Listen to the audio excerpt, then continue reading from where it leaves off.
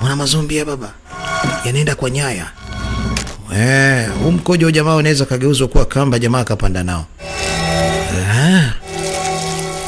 Hey, yule mvuvi hayupo. Kaenda wapi mjomba? Kazama kwenye maji ama? Kashava.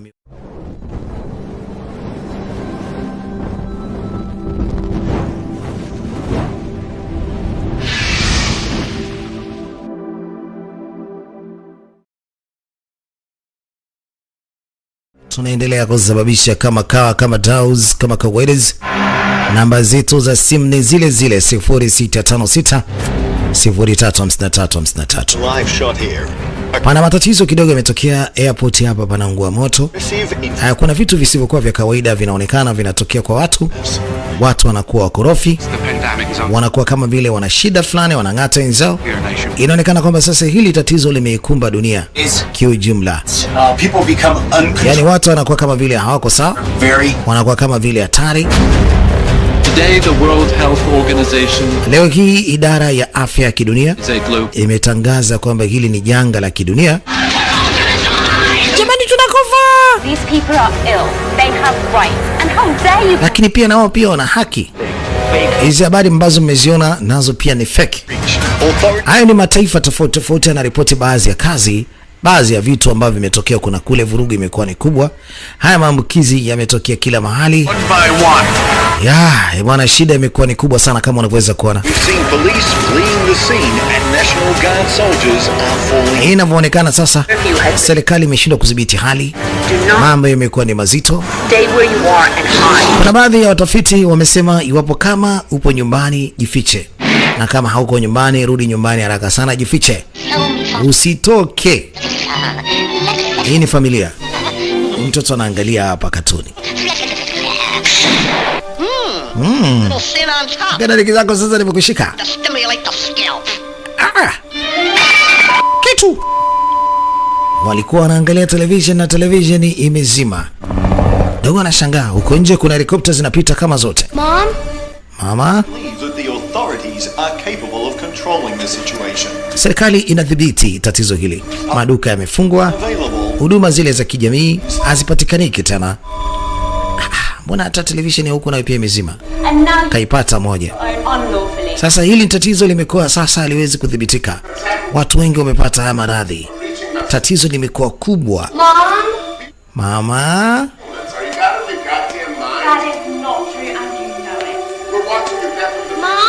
Mama.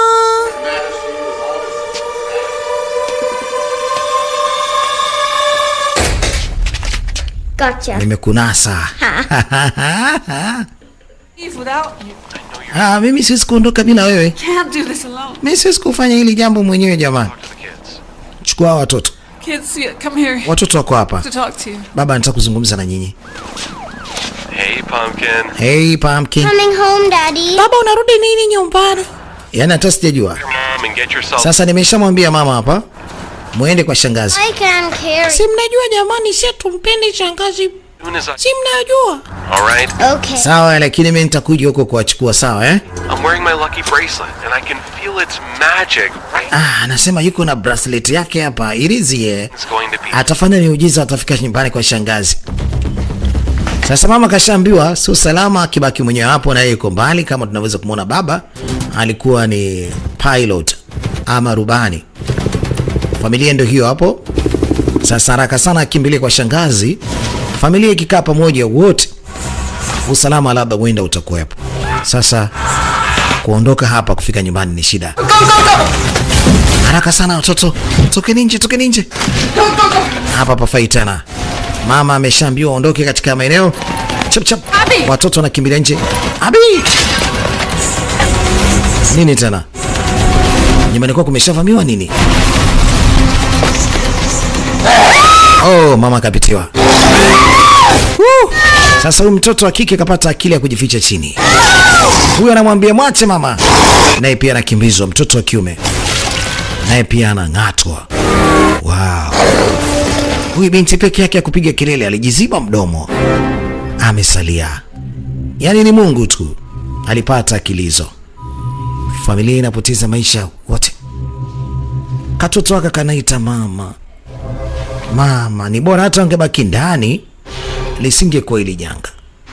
Maskini mama anaanza kubadilika huyu. Mbona mwa jinsi alivyo? Haka katoto ka kiume kanasema Abi. Kanaita Abi. Mama anaenda kummalizia mtoto wake. No! Sikasikia sauti. Mama anamfuata huyu mtoto. Kuna mtu alipita mwana hapa. Amemsaidia huyu mtoto. Alimtandika risasi ya kichwa.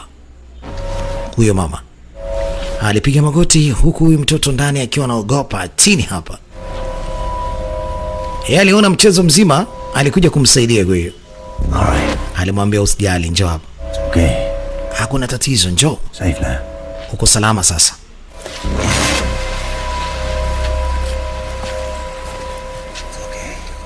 Okay. Alimwambia usijali, You're safe now. uko salama sasa. Hamjui, lakini hakuna budi kumkumbatia kwa sababu ndio mtu ambaye amekuja kumsaidia. Tukio zima ameliona mwenyewe mbele ya macho yake na anamuona mdogo wake maskini ya Mungu anapoteza maisha. Wow, mdogo wake anabadilika. Anamwambia fumba macho. Msichana mzuri. Tulia hapo Hakutaka aone kile anachokifanya kwa mdogo wake. Na ndio maana alimwambia fumba macho.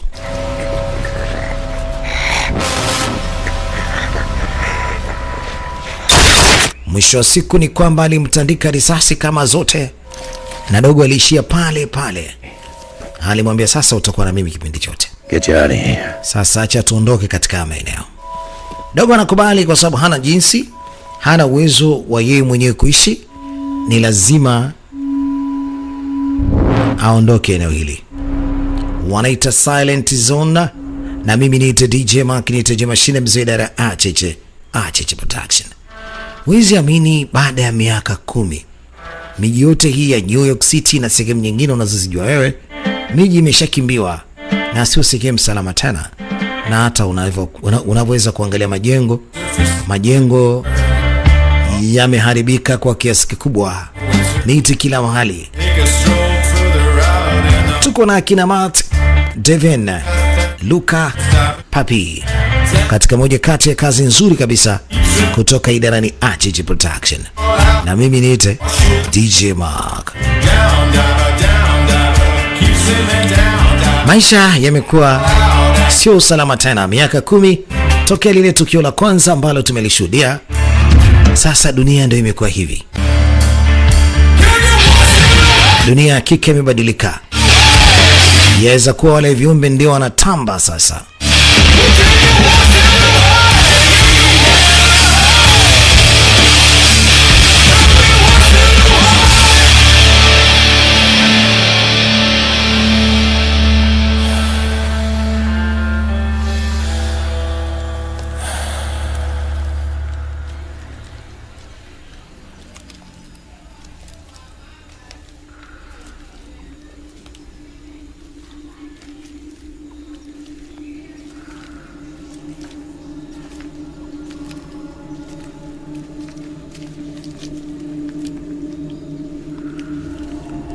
Baada ya miaka 10 yule mtoto ambaye aliweza kusaidiwa na huyu bwana, hatimaye yule mtoto amekuwa msichana sasa.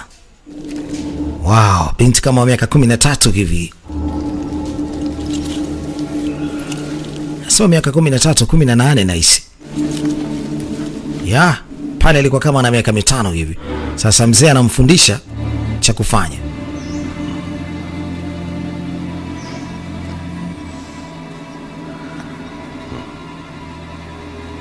You know the drill.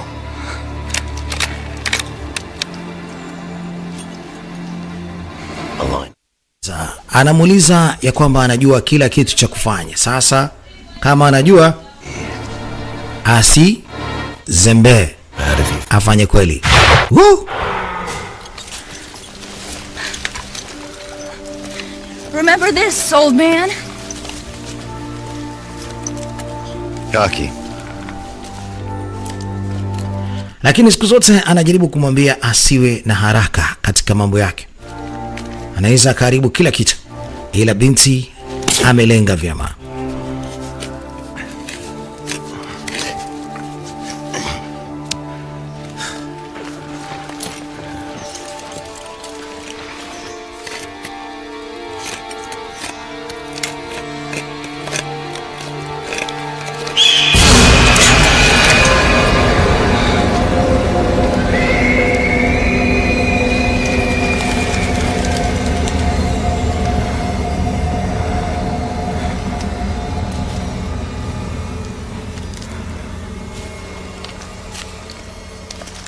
Abigail, let's go.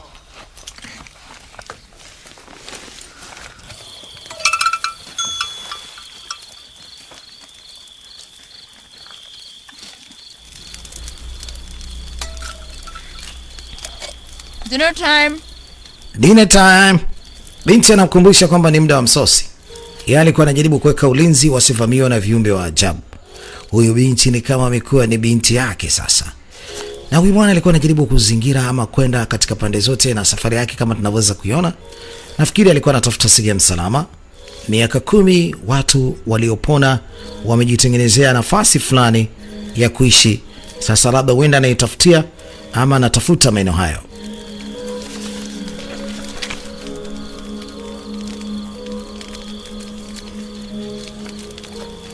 One. Only one.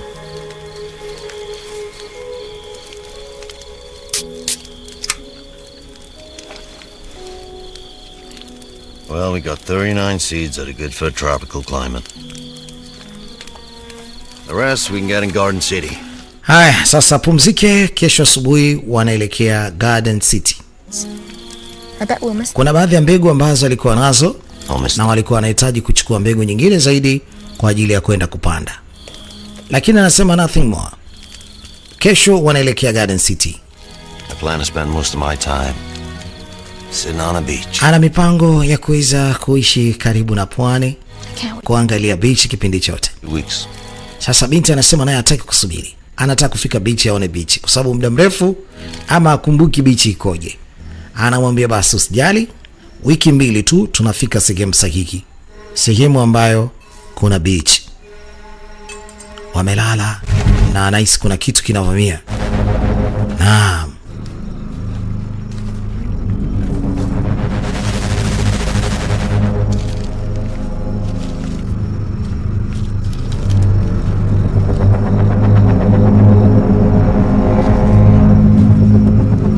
Baba aliamka chap kwa haraka na sasa anakagua kila mahali. Wow, anakutana kitu kimeguswa. Anakutana nyaya yake ambayo aliweka kama ya ulinzi hivi imeguswa na kama sio ni kipepeo.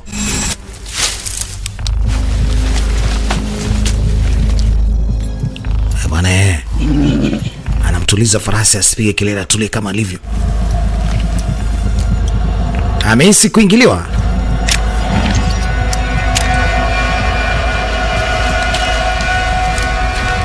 Wanaishi kwa tahadhari kubwa. Huyu hapa zombie. Kitu. Woohoo!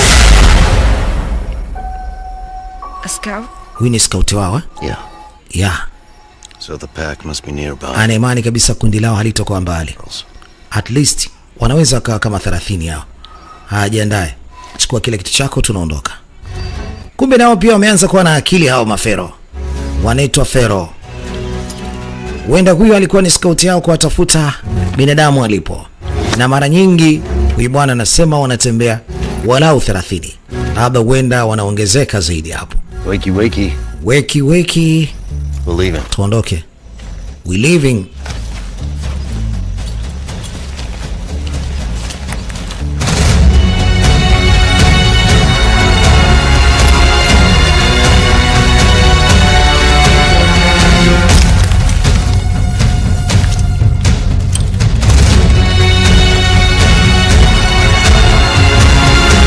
Wanaondoka katika maeneo hayo. Hai, lakini pia anamfundisha mtoto wake anapaswa awe vipi. Naam kabisa. Anamfundisha jinsi gani ya kujilinda wakati wote. Huyu mtoto sasa amekuwa kamili, anajua kulenga na sasa kamili katika hali yoyote ile ya kupigana na vitu kama hivyo. Safari inaendelea. Wako na farasi wenye afya kabisa.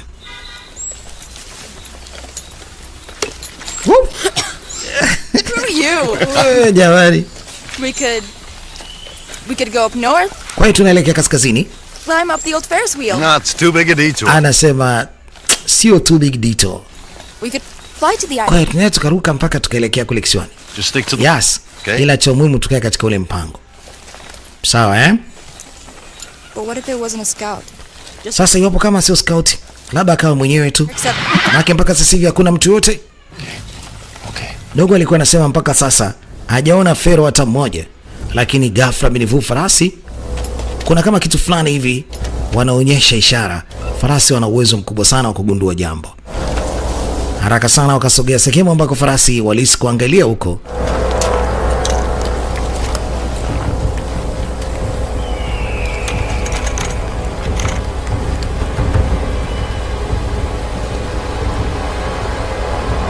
Ammo. 31 left with the 9mm and 40 of the 5.56s.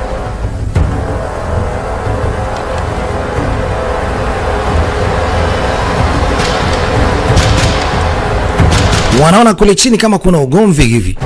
Pana risasi zinalia. Wakati ule anasema nimemwona zombie anaenda, ngoja nimsaidie huyu jamaa. Akamwambia mwanangu sio na haraka. Sikapiga risasi. Kampiga binadamu mzee. No. Wow, baba kamalizia. Kuna rekinisha kwambia usiwe na haraka.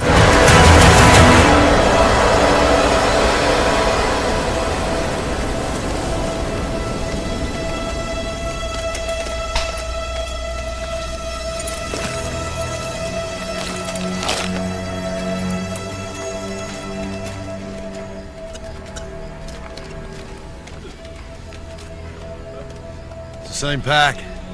Anasema hawa ni the same pack. Ni sawa sawa na yule ambaye tumeweza kumtwanga. Abigail, hebu angalia huko kwa gari. Let's go. Abigail, let's go.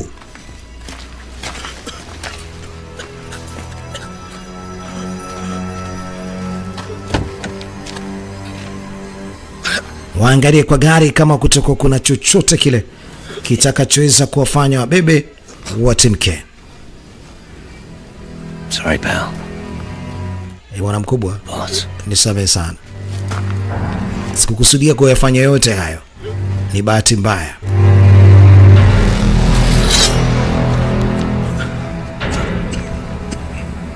Nice boots.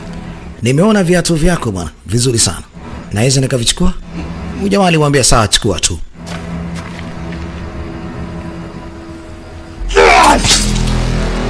Alikata miguu ya huyo mtu.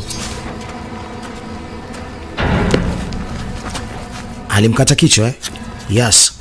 Na sasa anavua buti hizo. Anazibeba, zinakuwa ni za kwake.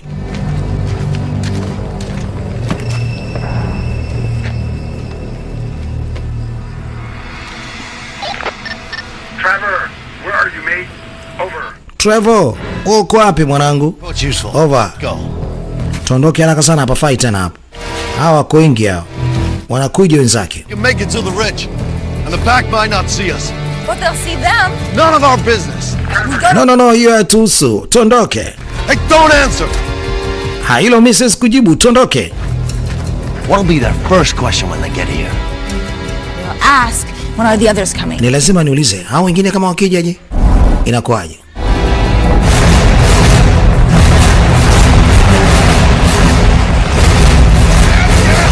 Hao wengine wanakuja, wewe Abigail, usiende huko. Hawa ni binadamu wengine ambao wamepona, wamesalia, wanaishi katika mazingira. Wanakuja kuona wenzao wameuawa na hawa jamaa.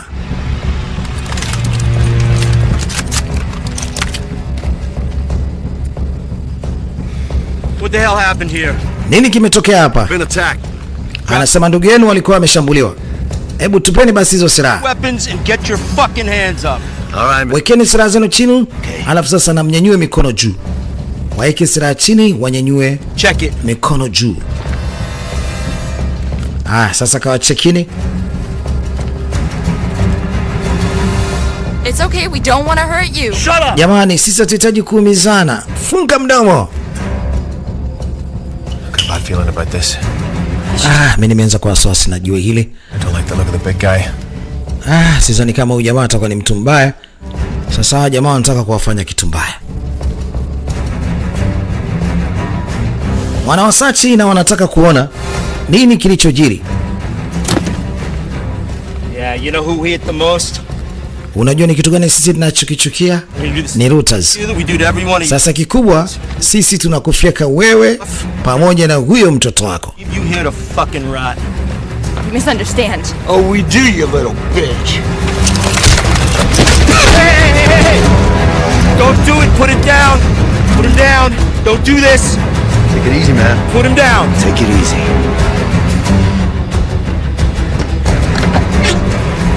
Put your guns down. We don't mean to hurt you. Megan, get back in the car. Look, we just wanted to warn you. Warn us about what? The Ferals, we gotta get out of here.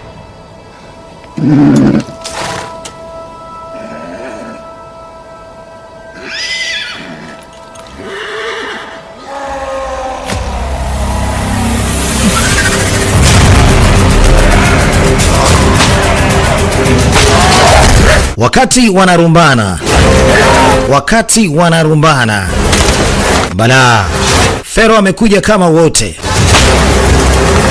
Ndio maana binti mwanzo alisema yule atakuwa ni watakuwa ni mpelelezi wao, na ni kweli hawa hapa wako kama wote, wanatembea 30 lakini sasa leo wamekuja wengi nao wenyewe. Sasa hivi wanajikusanya mzee baba.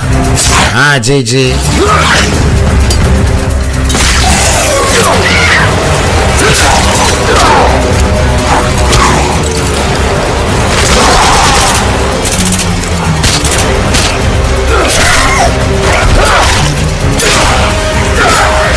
bala. Kumekucha,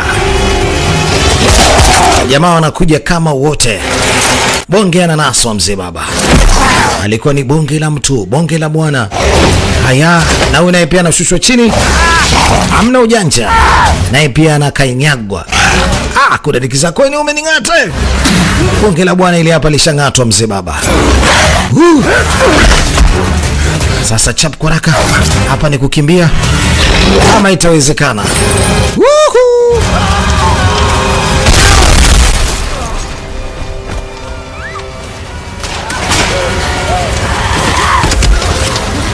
Bala tupu Ujamaa anaamua bora ajilipue, lakini kila kipiga risasi hazitoki. Ina maana mimi nabadilika na kuwa zombie. Sasa jamaa jinsi alivyokuwa mkubwa vile, akibadilika kwa zombie inakuaje? Cheki huyu bwana naye pia alivyonasu. Tamu. Baba anakuja kuamka, wenzake wanazidi kuliwa. Mtoto yuko wapi? Kiongozi wa ile kundi naye pia anauawa vibaya. Bwana wewe. Haraka sana hapa ni kuchomoka. Chop kwa haraka, la sivyo inakuwa ni noma.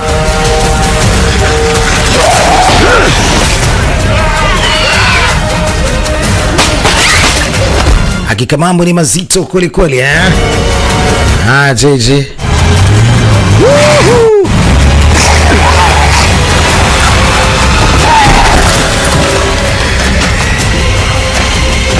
Chapo wanaingiza mizigo ndani, sasa kilichobaki ni kusepa. Uenzi zake alikuwa demo mzuri kweli kweli, lakini sasa alishakuwa zombie. Cheki wanavyokuja hapo. Wanafanikiwa kukimbia na Range Rover.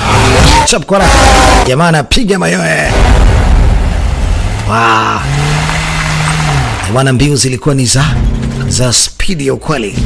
Na hatimaye wanafanikiwa kuondoka katika lile eneo. 16 of the 9. Paka sasa hivi ilibidi tu amwambie kipimo alichokuepo. Damn it. Tumeshapoteza kila kitu. Sasa nyinyi mlikuwa mnaonaje, mnatembeaje katika hali kama hiyo? Sisi wenyewe tu walikuwa wametushika tu wale. Sasa nyinyi mlikuwa mnaenda wapi? Ilikuwa tunaelekea Northeast Colony, Riverside. Ni umbali kiasi gani? Ilikuwa tumeshatumia mpaka sasa hivi ni wiki 65. It means she's close. Anasema sio mbaya. Huko ambako mlikuwa mnakwenda sio mbali, ni karibu tu. Cheki wanavyochimba mzee. What about you? Vipi kuhusu wewe? Definitely not northeast. Why not? Ni walikuwa wanaelekea pia Northeast. Been to several colonies and we've seen the same everywhere. Lakini kuna several colony, yani kuna sehemu nyingi sana ambazo watu walikuwa wanaishi. Nini tena? Kuda deki gari imeharibika. Off the hood. Anasema itabidi sasa icheki gari ina shida gani.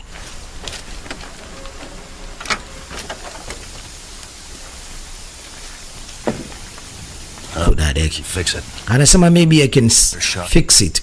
Ambaye ni radiator imeshakufa na haina spare. Lucky you, the Geek Squad. Anamuuliza kwa nini ni Geek Squad? Amesho hivyo. Gari mimi najua, naitwa David. By the way. Naitwa Abigail. And the grumpy guy. Na huyo hapa anaitwa Cassius. Megan. Huyu ni Megan. Hi. Hi. So, Kwa hiyo now what? tunafanyaje sasa? Get your stuff. Alisema beba kila kitu chako, tunasepa. Gari haina spare tena na hawataweza kuondoka nayo. Inabidi wabebe kila kitu walichokuwa nacho waondoke. Hapa fai tena hapa. Jamaa anakusanya redio, anakusanya kila kitu. Leave it. No more. Anaambia achana nacho hicho. The colony. Akisaidii. Let them know that- Anasema tunaendelea kuwasiliana na watu wa colony. Kwa hiyo ni lazima abebe kila kitu hapa. Sasa hapa karibu kulikuwa kuna makazi haya hapa. Inaonekana kwamba hii ilikuwa ni sehemu ambayo inaitwa City of Sunshine. Ya, ilikuwa ni mji zamani lakini sasa sio mji tena. Palikuwa pana makazi hapa. Muona kama hiyo nyumba hapa ina matundu kila mahali. Inaonyesha kwamba vurugu iliyopita hapa haikuwa ya kawaida.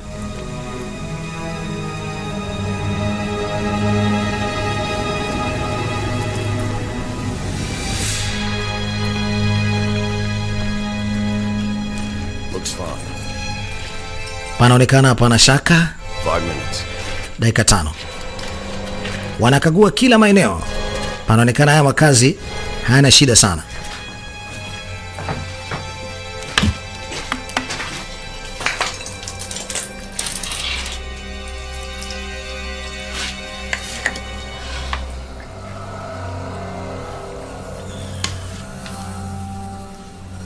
Binti ameumia.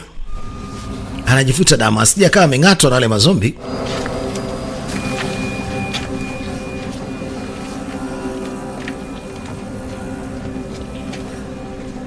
We need to find a shelter for the night. Anasema hakuna budi kutafuta shelter. Wajifiche usiku huo leo. Not for long. Anasema na huyu mwanamke sidhani kama ataweza kukaa muda mrefu bila kujifungua. Ni lazima ajifungue. That's the old elementary school. Ile pale ilikuwa ni shule zamani. Jackson House is there.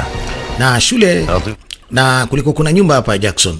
Anakumbuka mazingira hapa, anasema hapa pembeni kulikuwa kuna nyumba ya Jackson. Anatembea sasa kutafuta shelter. Wanatafuta sehemu ya kulala usiku huu leo. Na hatimaye wanakwenda katika mjengo mmoja wapo. Huu hapa. Anaomba kwanza atulie ili akague vizuri. Anakwenda na mtoto wake ili kwenda kukagua mazingira kama ni kusalama ama sio salama.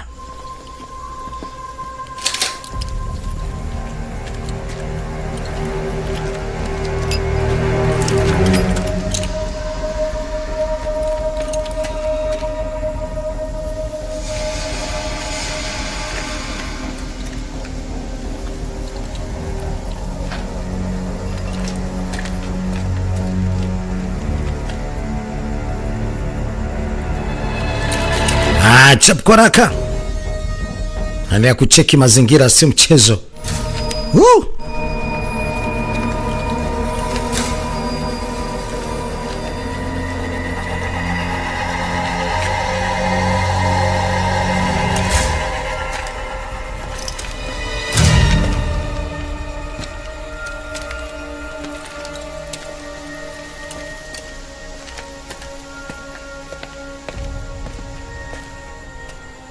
Let's set camp. Haya, sasa hapa ni salama, wanasema let tuweke kambi sawa. Emane, yule bonge la bwana. Hili hapa hili. Limeamka sasa. Alikuwa anahisi koo linamwasha kweli, sasa kamka akiwa mtu mwingine. Cheki alivyo. Mwamba sasa huyu atakuwa chaje. Cheki minjiksi. Hai. Bonge la bwana lina nguvu kama lote. Alipokimbilia najua yeye mwenyewe.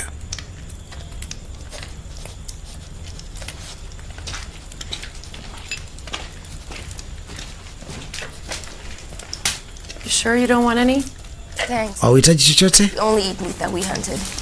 Anasema wao wako na nyama tu wanakula. Wana nyama zao zipo katika mabegi muda wote. Na hawa pia wana chakula. We'd like to thank you for helping us. Cha kwanza tunashukuru sana kwa kuweza kutusaidia. Na hawana chochote cha kuwalipa kwa jinsi ambavyo wamewafanyia.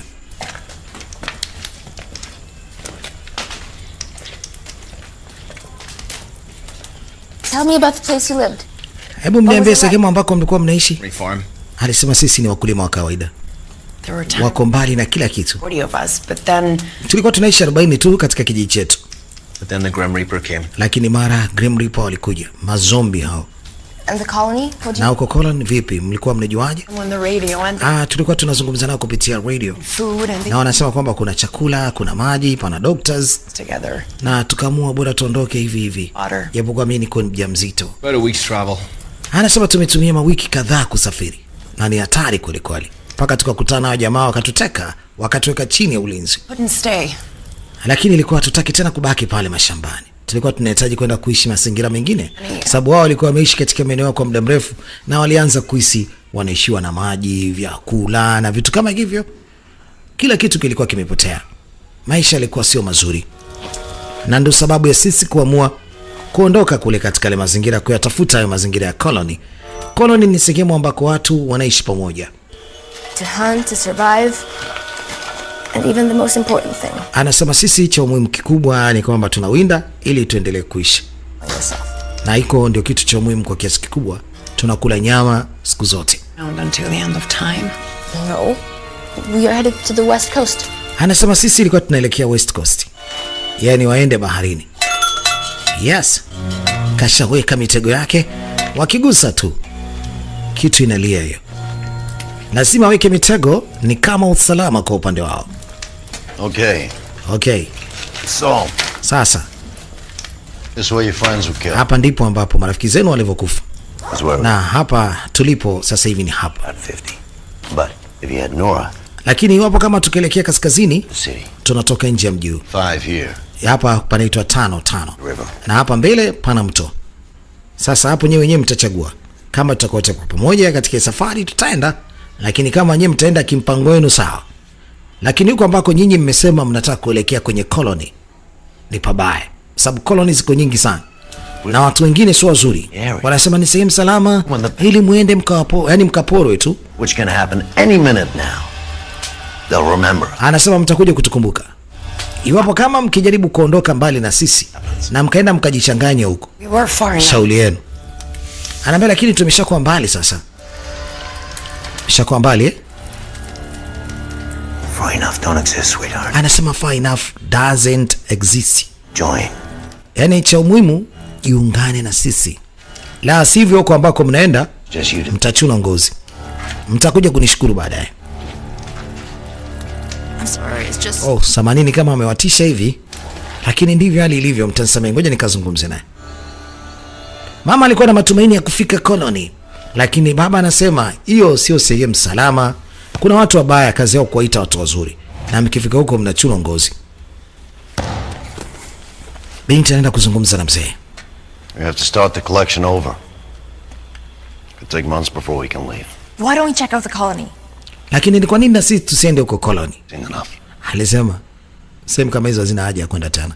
Tumeshaenda mara ngapi na tumekutana mangapi mabaya. These people are different. Lakini labda watu hao watakuwa ni tofauti. People are the same everywhere, Abigail. Anasema watu wanafanana kila mahali, Abigail. It's north. Tatizo ni kwamba wako kaskazini, kusini. Yaani watu wote ni wabaya. Still, we can't just leave them alone. Lakini hatuwezi kuishi wenyewe. Back in the old days, people would help each other. Lakini turudi kama maisha ya zamani, watu walikuwa wanasaidiana. Sawa? Full of the bug. Lakini kwa sasa kila mahali ni miili. Watu wameshakuwa ni selfness. Wameshakuwa ni watu wa binafsi sasa. Giving them my gun and some ammo so at least I can sleep well. Sleep well? Not a fucking... Wewe, unasema kulala vipi? Unataka kulala vizuri? Did you even consider the fact that... Baba siku zote anamwambia kulala kulaliki. You... He, Fuck Abigail. anamtukana sasa. You'll get us into... Tumeshapoteza mpaka farasi. Tumeshapoteza kila kitu. Fucking think before... Fucking think before you act. Jaribu kufikiri kabla hujafanya chochote. Thanks for today's lesson. Asante kwa somo la leo. Useful. Nadhani litasaidia sana. Be on watch. Sawa, hamna shida, wewe nenda kalale, mimi nitakuwa mtu wa kwanza kulinda.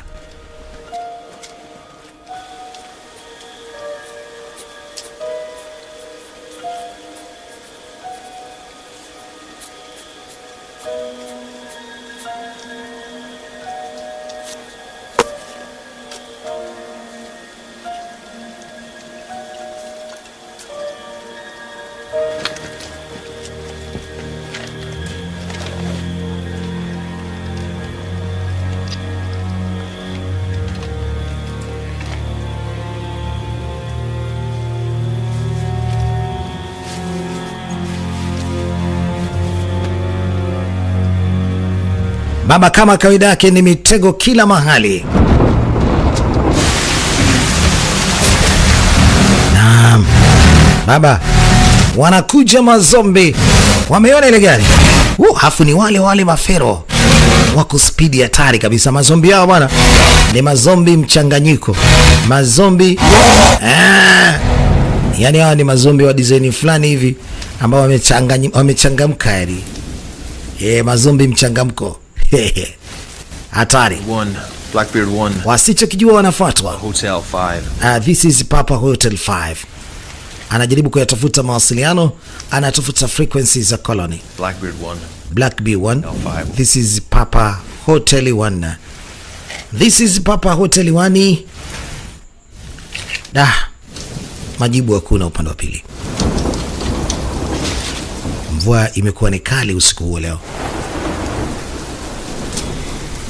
Can't sleep, huh? Anamuuliza kama hawezi kulala. Me neither. Anaambiwa tena mimi mwenyewe siwezi kulala. It's chilly. Lakini kuna baridi kidogo. Kumepoa. That was really amazing back in the valley. I mean, those moves. Anasema jinsi ambavyo nilikuwa nakuona kule wakati unapambana, yani the really amazing. Yani mzee baba ulikuwa unatisha. Anamsifia vile ambavyo amemuona kule. Anasema it was luck. Ilikuwa ni kama bahati kuchomoka yale mazingira. Sheer luck. Yani ni sheer luck.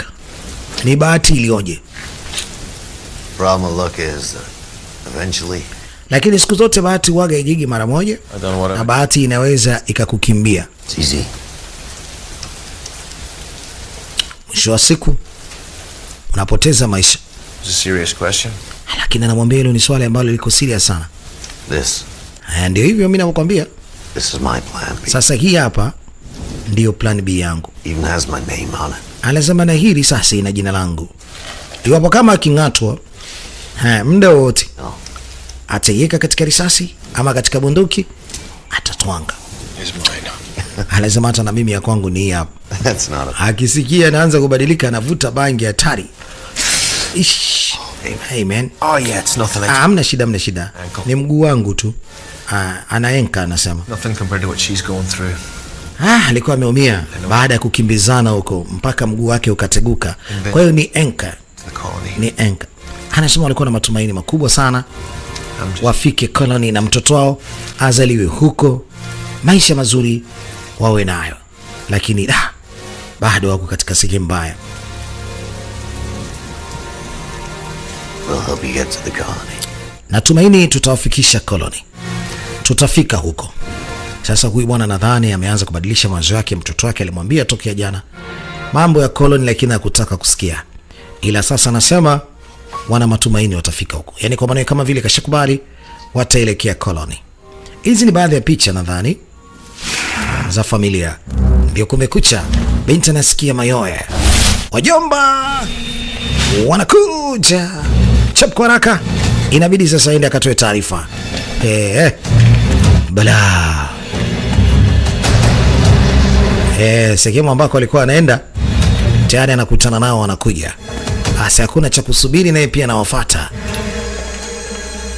Yule anakuja chini vile. Aya! Bwana mkono ulikuwa unakatwa sasa hivi. Ati binti kasema naye wewe. Wako kama wote wameshavamia jengo na mwingine huyo hapa anakuja. Bwana tena yuko faster vibaya mno. Akisubiri kidogo tu kuna shimo hapo. Wanaweza kadondoka chini, ngazi zenyewe zilikuwa hazina vile vizuizi. Kamtupa kama hivi. Bwana. Baba anamsaidia mtoto wake chap. Alikuwa anaenda chini wewe. Yaani alimkwepa tu kidesign pale, mtu kaenda chini. Time to move on. Time to move on. Ni muda wa kusepa. Wanakuja wapo sasa. Alafu anaongozwa na yule mwamba. Mwamba huyo hapa. Cheki alivyo. Na lile jamaa limeshabadilika na linataka tu, linahitaji kuafyeka. Si mitego, wameingia katika mitego mabomu.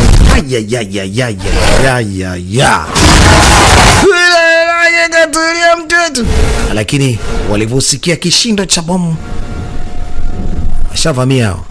Waongeze tu spidi kuondoka katika ile eneo.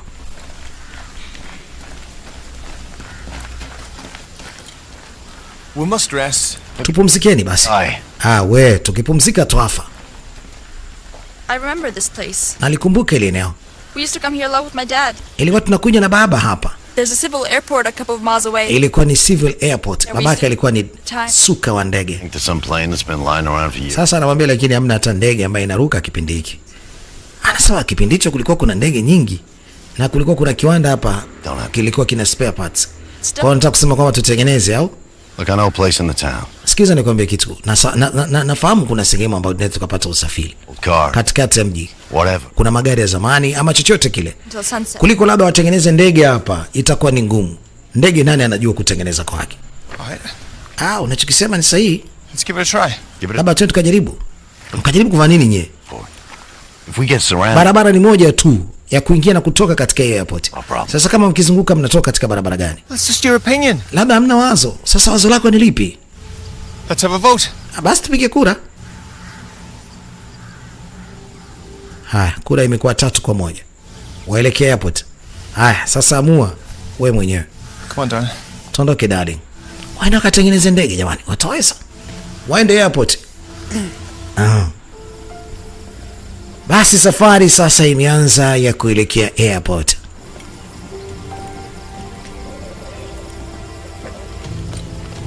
Wakati wanaelekea huko alikuwa anaishi kama vile miguno fulani hivi. Na bahati nzuri kuna gari hapa. Bahati mbaya gari hii ni pancha. Kuna mtu mwenye alikuwa anakimbizana na gari yake, alikuwa anakimbia. Haya ndio ambao amewakuta. No long ago. Inaonekana kwamba wamekufa lakini sio muda mrefu sana. Hebu cheki upande huu. Take only what's useful. Angalia chochote kile kinachokuja upande huu. We'll eat at the airport. Sikiliza, we'll eat the airport. Because we're not alone. Inaonekana kwamba hawa wakuwa wenyewe. Wacheki kila maeneo.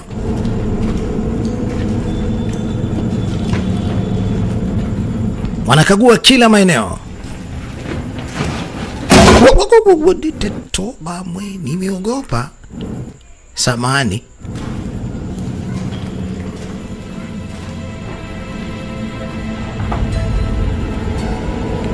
Ni kweli inavyoonekana hawakuwa wenyewe.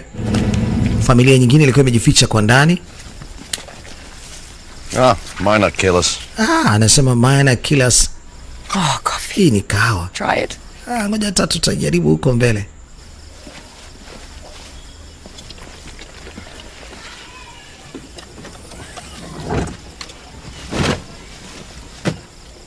Spare tire ni hii. Anasema bingo.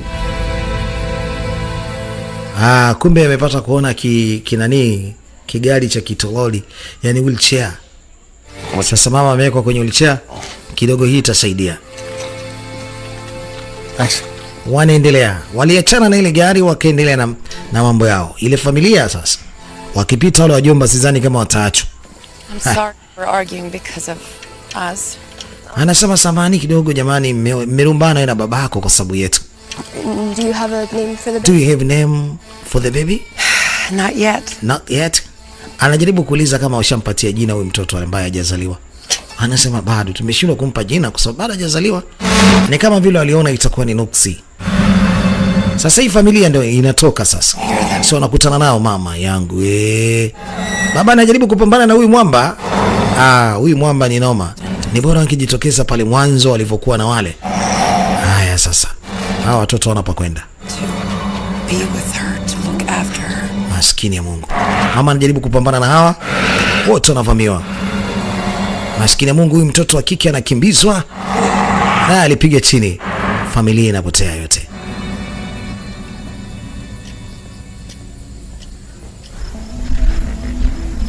Hapa kunako airport. Mbona hapa? Ni uwanja wa ndege lakini sasa kama unavyoweza kuona hapa ko sawa kabisa.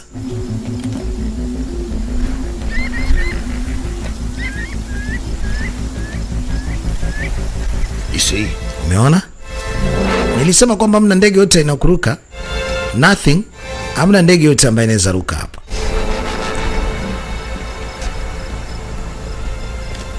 That's unlucky. Anasema imekuwa sio bahati. Inabidi sasa turudi. No, we shouldn't. Hatuwezi kurudi. Be a fucking stupid idea. Nyie mmejaribu kufanya wazo ambalo silo kabisa. Hapa lazima tutafute njia nyingine. Fuck! Wewe bwege nini? That's enough. Na wakati wote tulishaamua hapa. David, hebu tulia. What the hell are you doing? Unafanya nini? That's where my dad's hangar used to be. Baba alikuwa anatumiaga kule.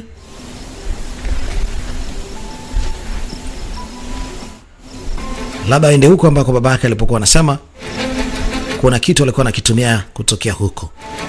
How do we open it? Unaweza kufungua? Basi jaribu fungua hapo.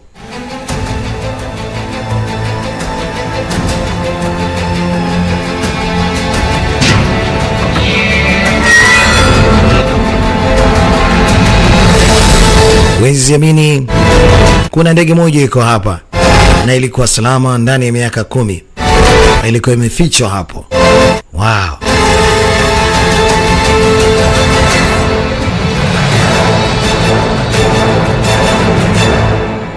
Sasa je, itatembea? If we can fix it, we can get there in a couple of hours. Anasema tunaweza tukaitengeneza alafu tukatumia masaa machache sana. Where do we land the plane? Sasa unawezaje kuituliza hii ndege? Cross that bridge when we get there. Anasema tutajua huko. Wewe. Waitengeneze wasepe. Labda kuna mtu ambaye anajua hapa mechanical. Just in case kamata bunduki. Sisi tunazunguka zunguka. Si mtakuwa mko sawa? Tunakuja. Washetoa ile ndege nje.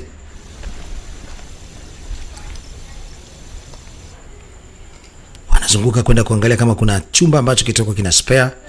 Wajaribu kuweka mambo sawa ili wachomoke.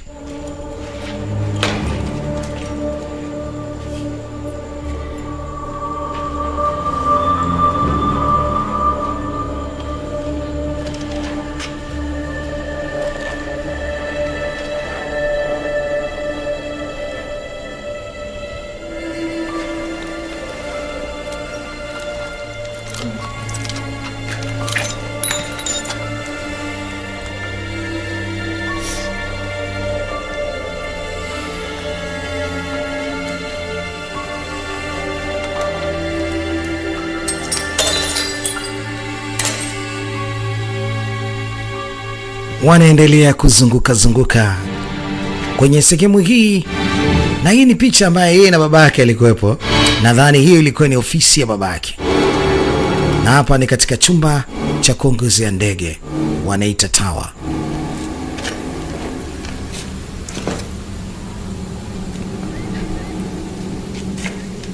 Wow, kaiona kofia hii, mwanaume akaitinga hiyo kofia. Yes sir. What do you say to Belle? Or Benedict if it's a boy? Kwa nini tusimuite Belle ama Beneta? Kama akiwa ni mwanaume tunamuita Belle. Benedict. Basi tumuite Benedict, itakuwa vizuri. Troubadour or something. Kitu kama hivyo. All right.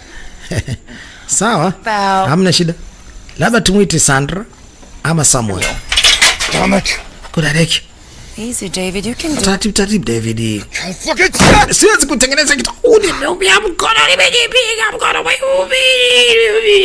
Nimeumia. Tulia popo kwa. Hamna shida, tulia. Ngoja nikuone basi kwanza.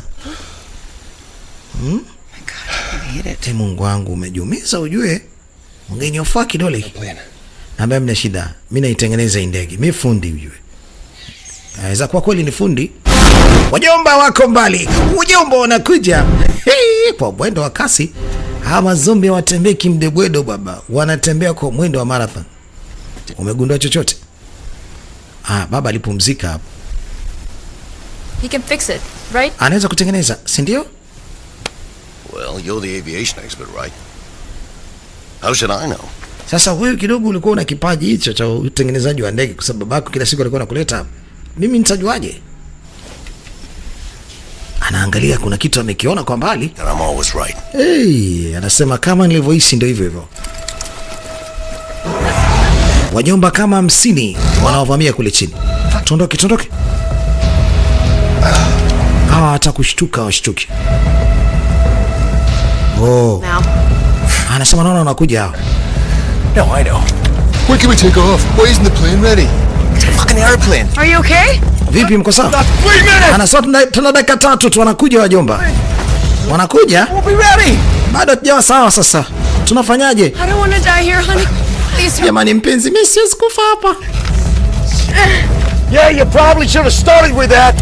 Mwasha basi hiyo ndege. Tulieni jamani. Cheki wanavyokuja. Kama wote. Tena speed dakika 3 ni ndogo. Sekunde ni 60 sasa. Baada dakika 1 watafika hapa. Na vile vitoto vidogo navyo hiyo inakuja. Hata sijui tunawashaje. Haisaidii kitu, msichanganyikiwe, tulieni kwanza, msianze kupiga mioyo hapa. Gonga gonga kitu hataki wake. Jamaa anajaribu kuwapunguza tu hapa. Kitu inawaka hiyo hapo.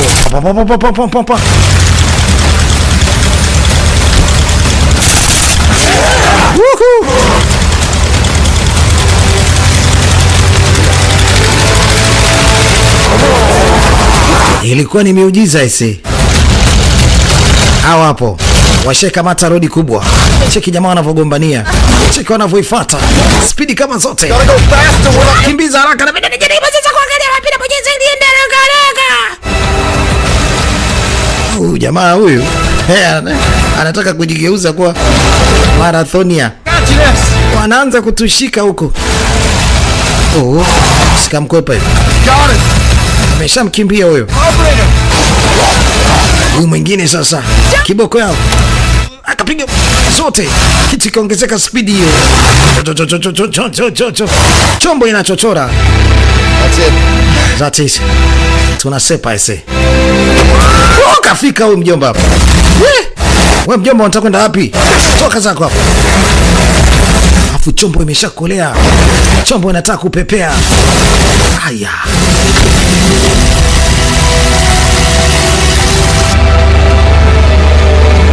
Akasukuma kwa juu kidogo, kitu inaacha. Ardhi inakamata anga. Okay. Dadiki zao. So pata jari wadondoke jini ni wafate. Yani vivyo wamesepa. Na hasira mie. Wamesha chochora. Jamani Mungu wangu. You got it. Sasa chombo ina mafuta hiyo jamani. Je, kwenye kutua mnajua protocol? Shauri yenu. Nye chekeleni tu kwamba mmekimbia hapo. Alafu hata bado hajaondoka mbali. Chombo imetulia sasa hivi, wako juu ya anga.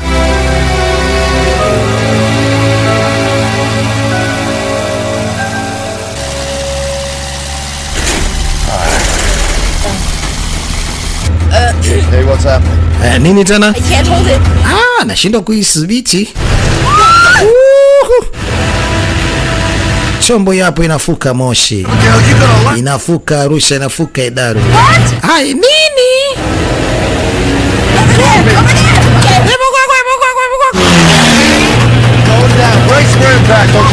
Sasa wanaenda kugonga majengo haya. Yalikuwa ni maviwanda ya zamani. Kitu. Chombo inakula mti. Charlie.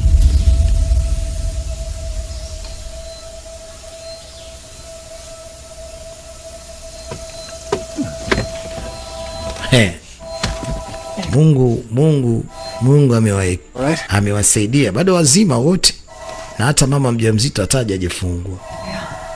Wamekula mti na bado wazima. Anasema nilikwambia jamani. Lakini Simba tumeshachomoka. Wameondoka sehemu ambayo kidogo ina umbali. Wale jamaa wamewakimbia. Gotcha. Okay.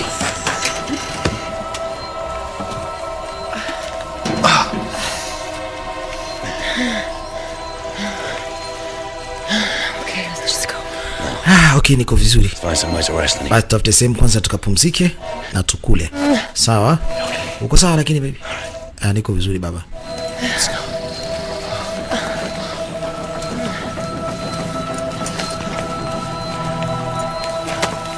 Fucking hate flying.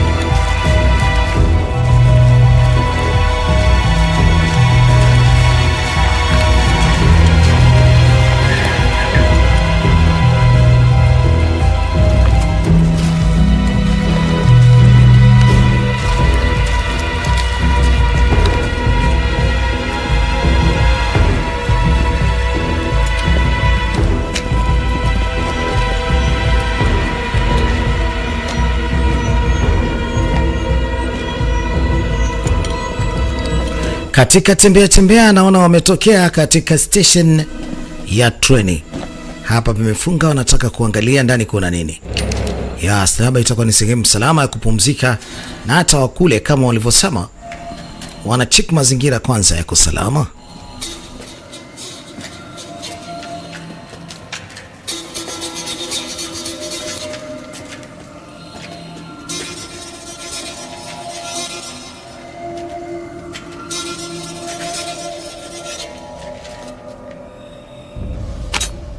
All right, new plan. Jamani, sasa huu ni mpango mpya. Tulipo hapa Colony. River Bend na Colony yako maeneo haya ni nyuma ya milima. There in 2 days. Sasa tunaweza tukafika hapo baada ya siku 2. Ammo. Tuangalie kama tuna silaha za kutosha. 7 and 8. Tuko na 7, nyingine ni 8.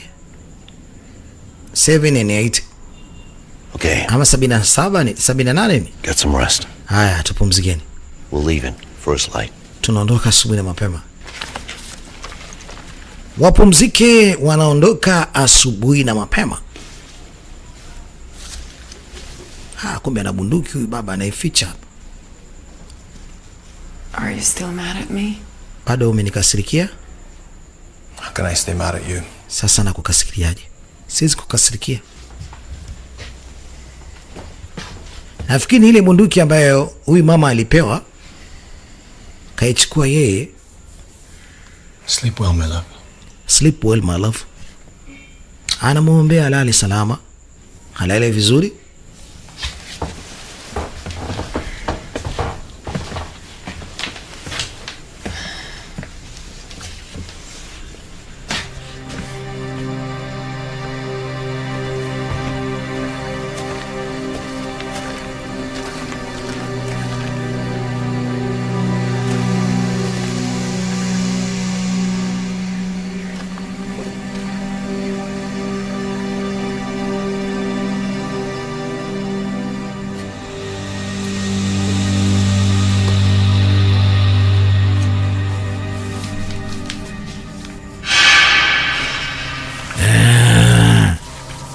Kuna nini huko? Wamejipumzisha, lakini anaanza kuhisi kama vile kuna vurugu. Pana misosi. Jamani, mimi kuogopa. Niko na njaa, ndio maana hata nimechukua msosi nikule. Leta nikusaidie. Asante. Zilikuwa ni tambi. Chakula kitamu sana. Ngoja kwanza.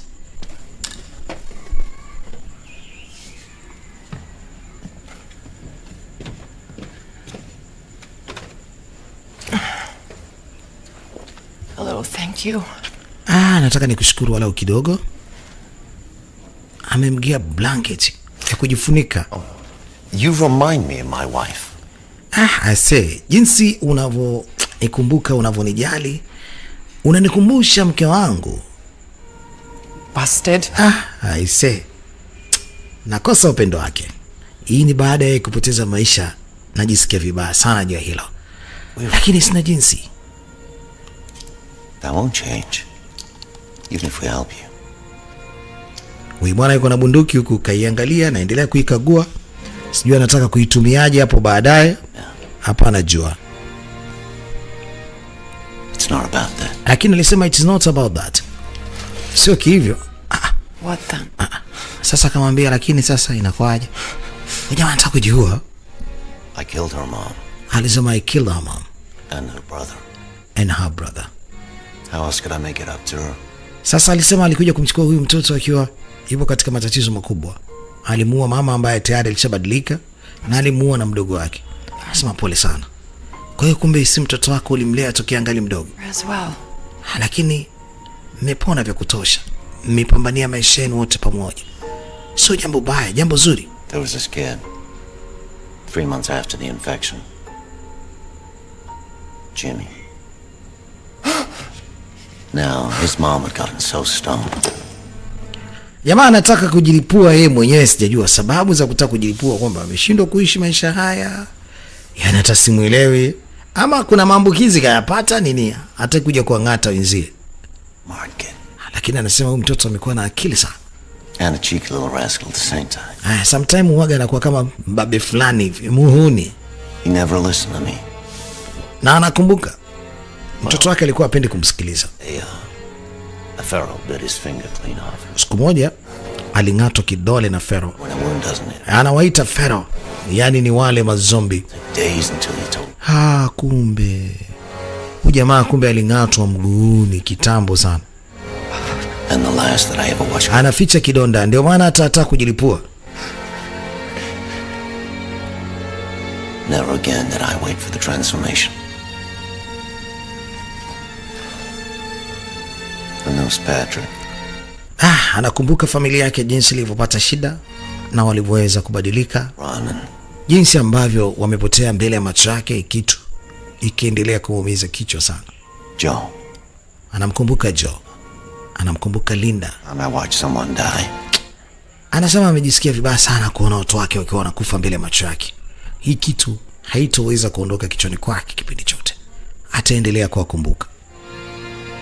She simply grabbed a rope when she couldn't take it any longer and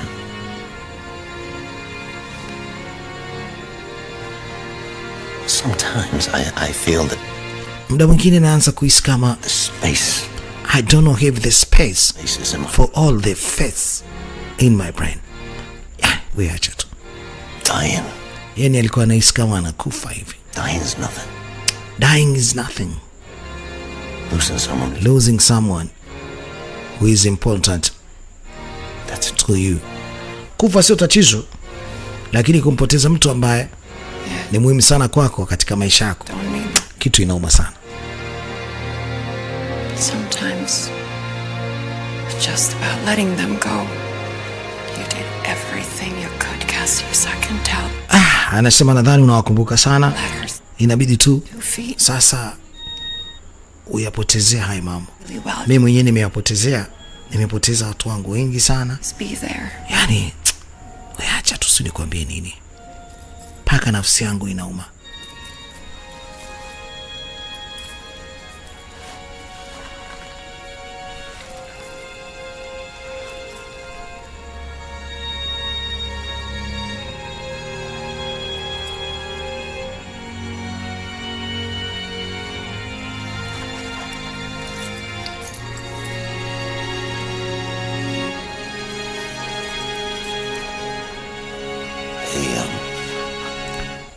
Alimwambia sasa asante kwa zawadi yako.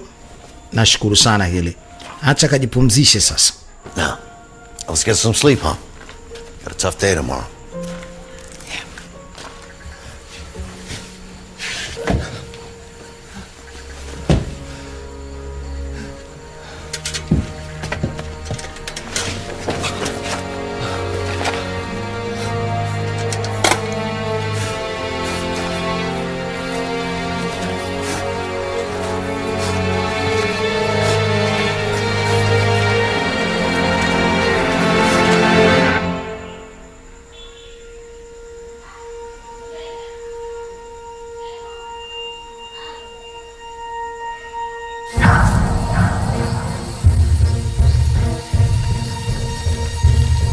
Haya sasa, kumekucha asubuhi na mapema.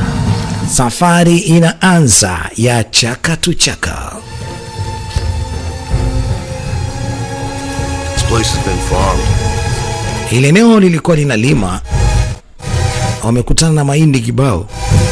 Sasa mahindi nani kayapanda kipindi hiki? Sasa mahindi waga ni ya miezi mitatu. Sasa nani kapanda mahindi kipindi hiki? Alafu mahindi yako mengi kweli kweli. Nakumbuka dunia imeharibika takriban miaka 10 sasa. Huyu mzee kama kidole chake kinaanza kuvibrate hapo. Are you okay? Jamani, mume wangu uko sawa? You're burning up. Naona kama una joto kali. Unaunguza mume wangu. Ngoja nione. Change your bandage. Umeshabadilisha bandage yako?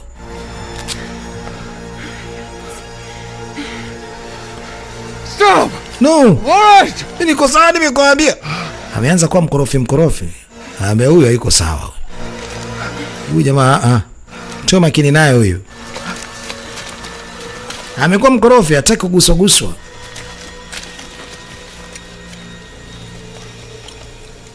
Hali ya homa imekuwa kali sana.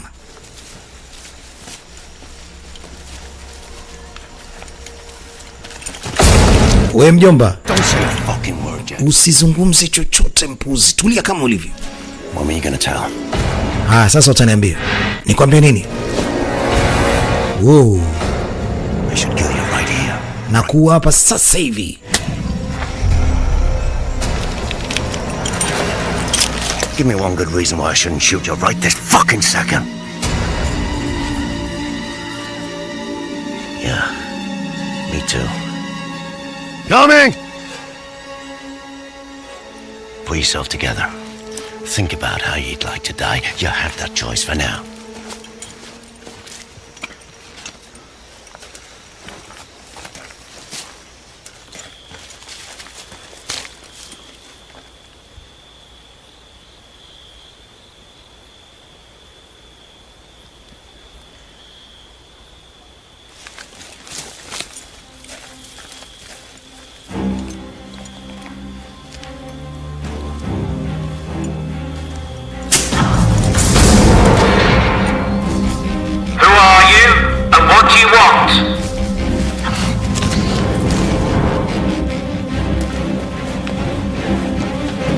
Stop! We usiende! Abigail! Travelers! Jamani, sisi ni wasafiri tu. Hatuna shaka. Abigail! My name is Abigail. Jina langu naitwa Abigail. Sisi ni wasafiri tu. Tuko na mama ambaye ni mjamzito. Tunaomba msaada wenu tafadhali.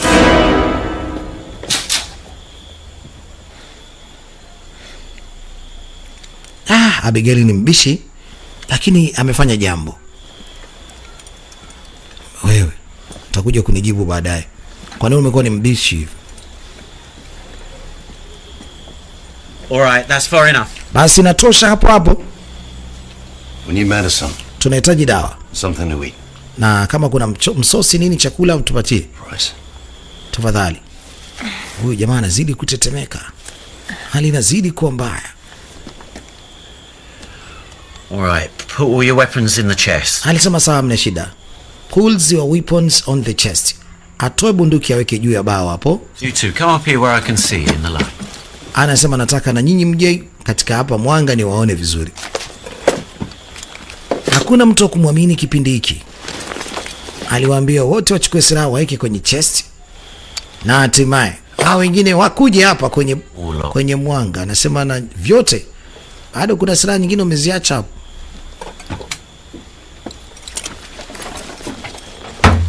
That's better. Safi sana. Asante. Well, come on. Ingieni ndani.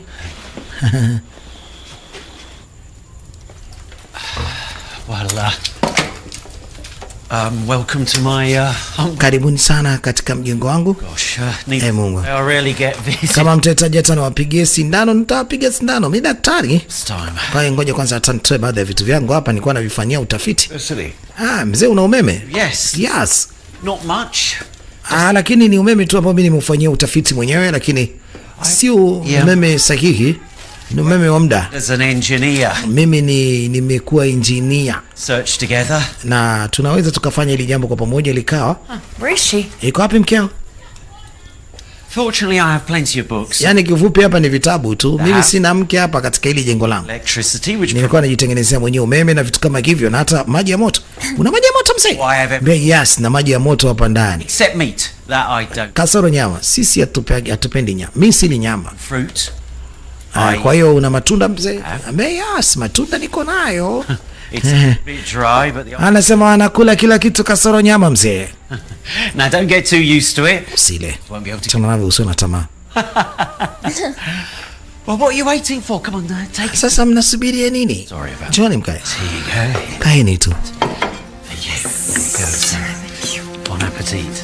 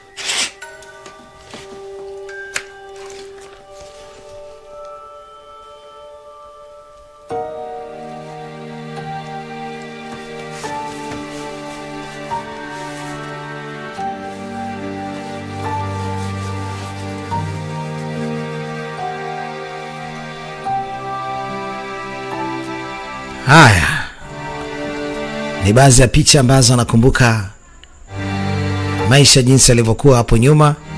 Hii kitu inamuumiza roho sana.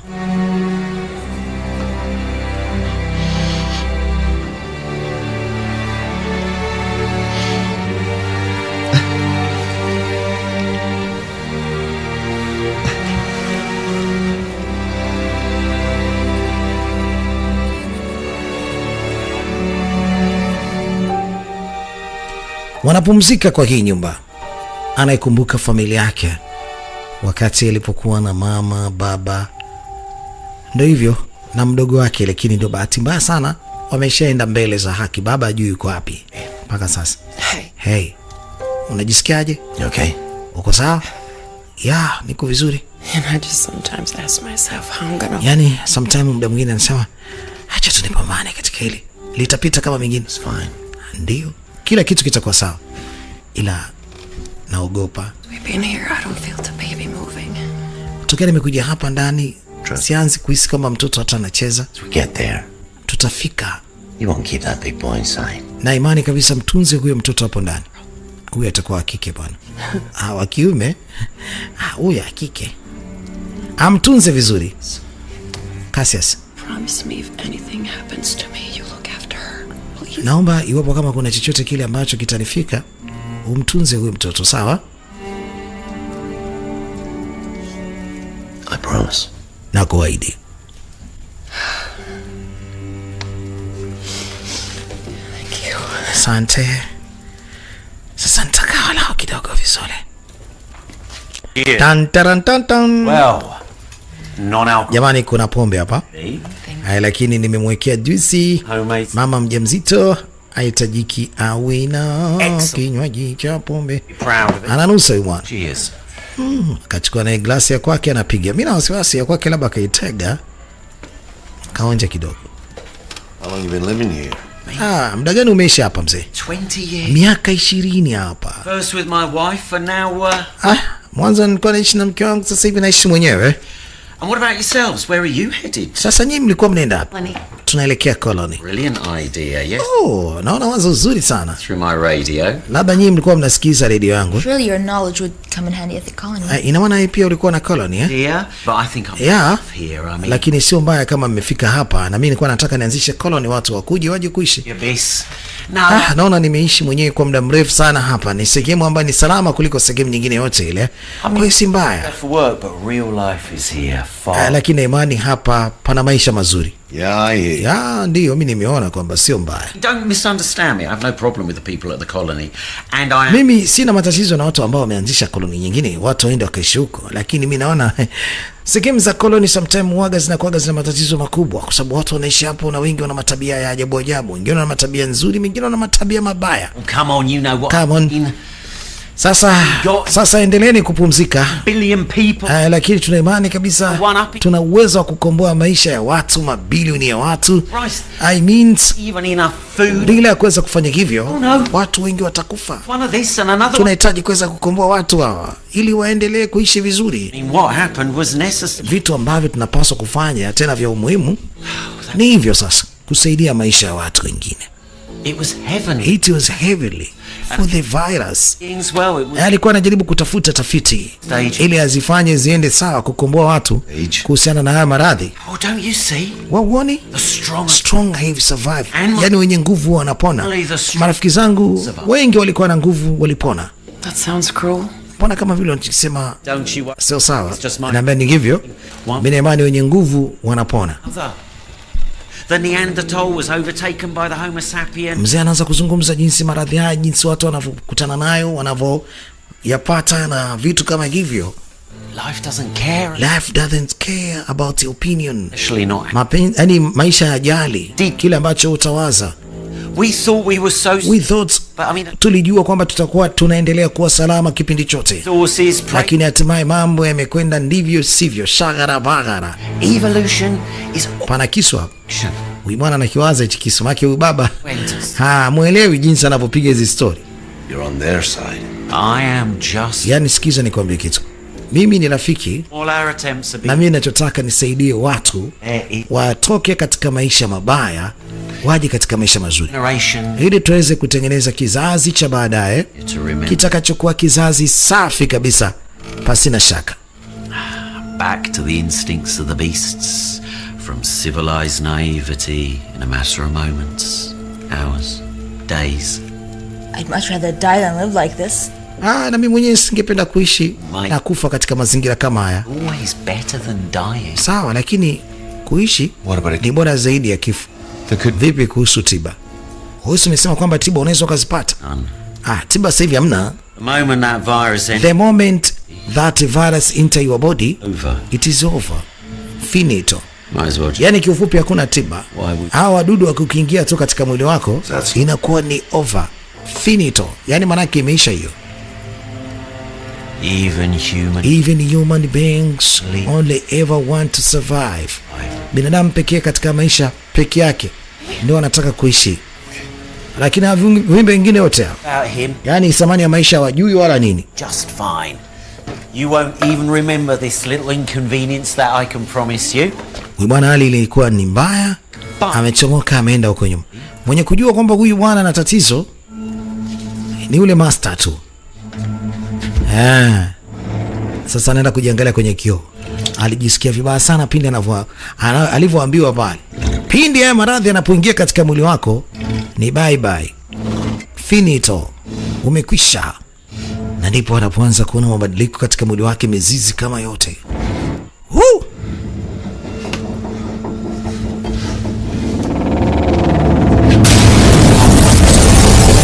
Anavuruga chumbani huko. I thought so. Nilijua tu kwamba wewe mshenzi wewe. Cheki wote kawaumiza kutokana na yani ana uwezo wa kukupiga ukasinzia. Huu mtambo unapiga kama nyenzi. Cheki anachokifanya. Binadamu, hiyo ni moja kati ya sauti zenye kumuathiri. Sisi pia kama binadamu tuna madhaifu yetu. Madhaifu yetu ndo kama hayo. Kipiga singenge tu wewe. Ikalia basi ujue umekwisha. Yani wewe amini hao jamaa wamefika mpaka hapa sasa. Ile imewafanya mpaka wamelala. Sasa wewe umekuwa ni wa kwanza kuamka.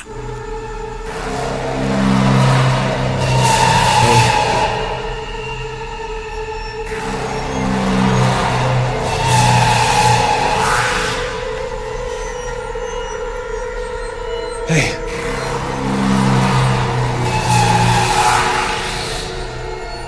Where are we? Jamani, tuko wapi? Kwa nini unatufanyia hivi wewe mzee? Namba hii inaitwa radio frequency motivate test saa 18, saa 19, saa 10. Condition of the subjects satisfactory.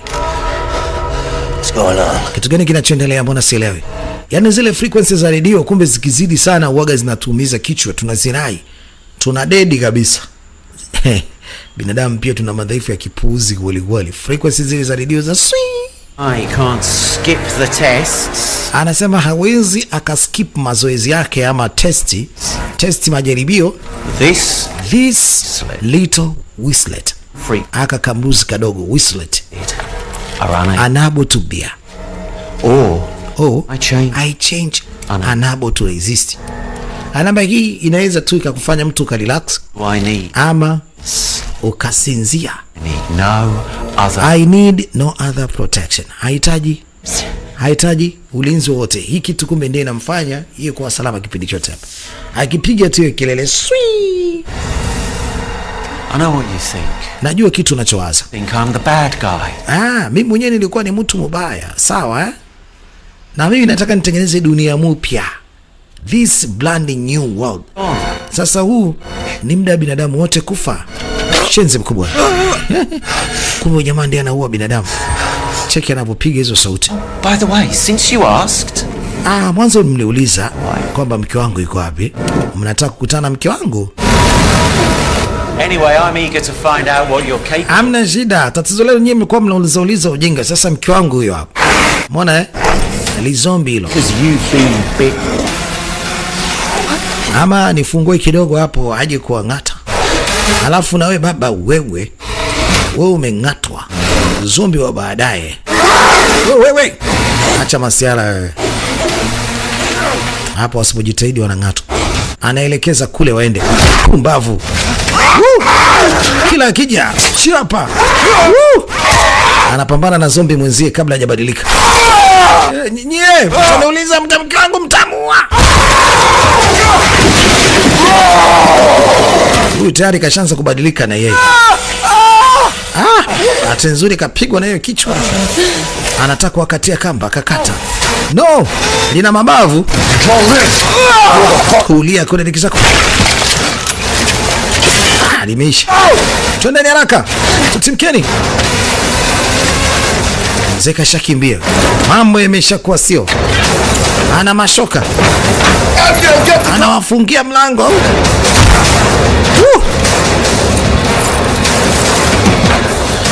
Hawa jomba nao washafika. Tulia huyu atakabadilika huyu. Ashakuwa sio. Look, you know damn well he can't. Kuna ndege zako atakuwa hawezi kutujali tena huyu. Atatua. Because it's not up to us. Not yet. We gotta go. Anasema bado huyu hajakaa sawa. Hajakaa vibaya, tuondoke.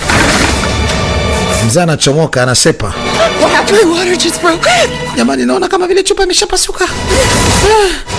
Jamani, mimi naona kama nimezidiwa. Mzee alikuwa na gari yake hapa. Wanaiba. Sasa mzee atacheza ngoma na washikaji ambao wanakuja hapa. Anataka kuwabonyeza. Meondoka. Mke wake.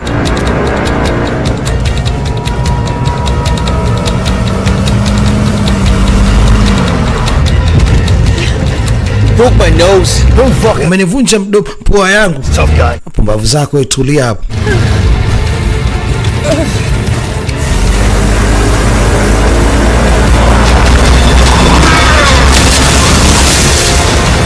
Wajomba wanakutana na gari mtani.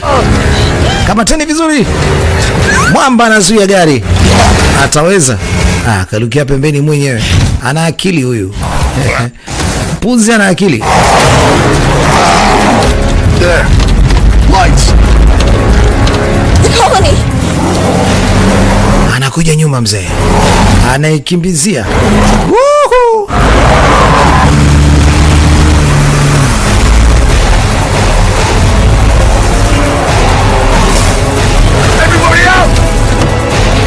Everybody out! Mtoke nje gari.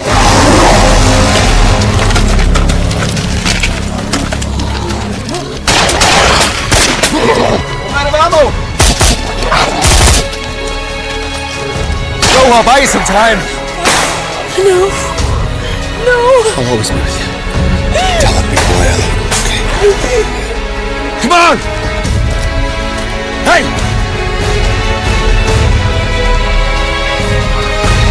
Go! Go!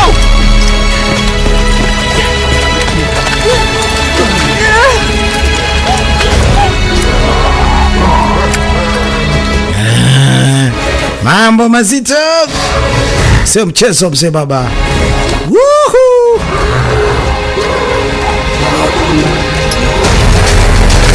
Sasa jamaa anamalizana nao huko nyuma. Huko familia inakimbia. Dogo anasaidiwa. Anavuta fegi kwanza. Hawa jomba vipi? Watamfuata ama wataachana naye? Kwa sababu tayari jamaa kashabadilika kwa kama wao. Wapi? Wanamtaka bado hajabadilika vizuri wewe. JJ. Hatamu hapo. Bala. Hakika amegeuka kuwa msaada, iwapo kama angewa mapema ingekuwa. Yeye anasababisha kidogo, anapunguza wengine. Aya. Ili libaunza hadi memnyongelea mbali. Chinja shingo yake.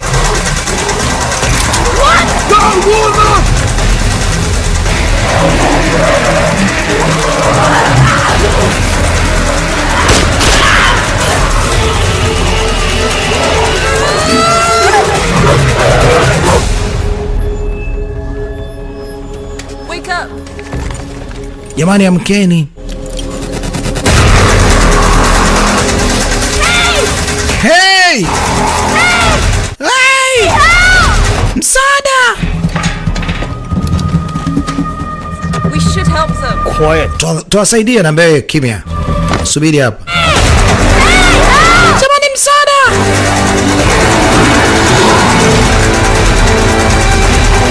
Wanafika colony. Huyu binti anaamua kusaidia. Anawapunguza.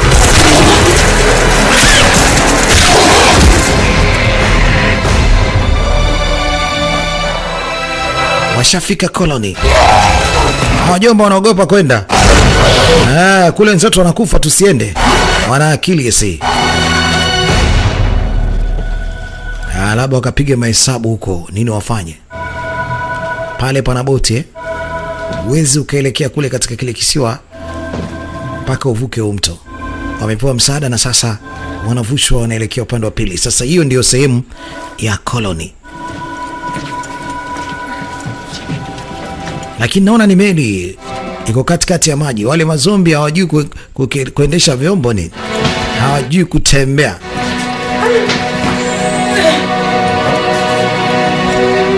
Hawajui kutembea kwenye maji ama kufanya usafiri wa kwenye maji.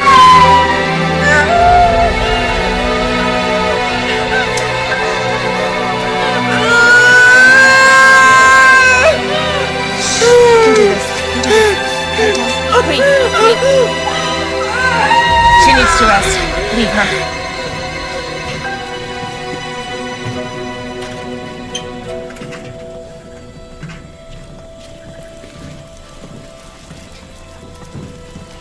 That was nice, man.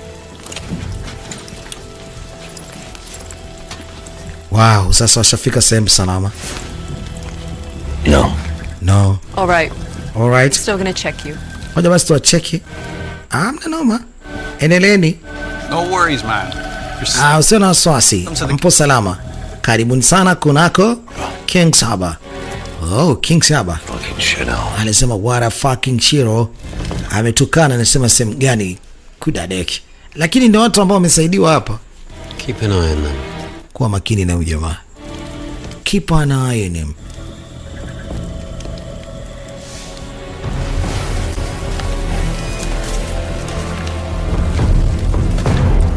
Huyu baba kumbe ni zombie.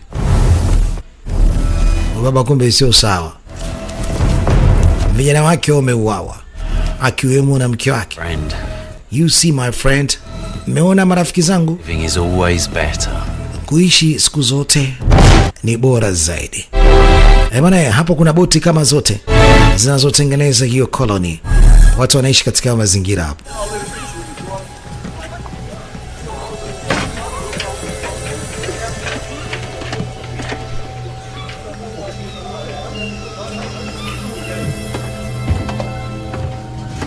Stop. Right there. Simama hapo hapo.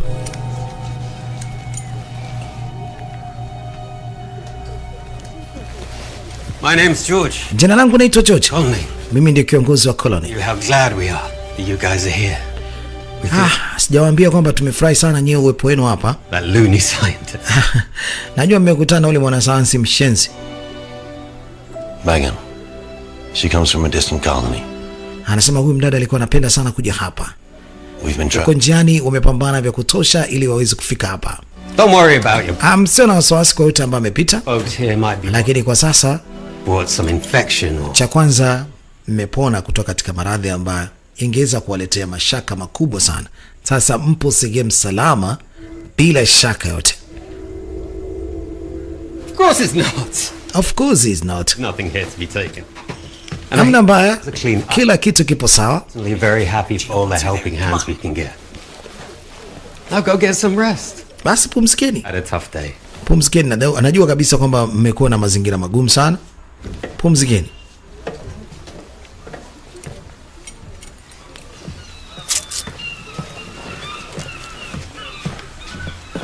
Where are you going?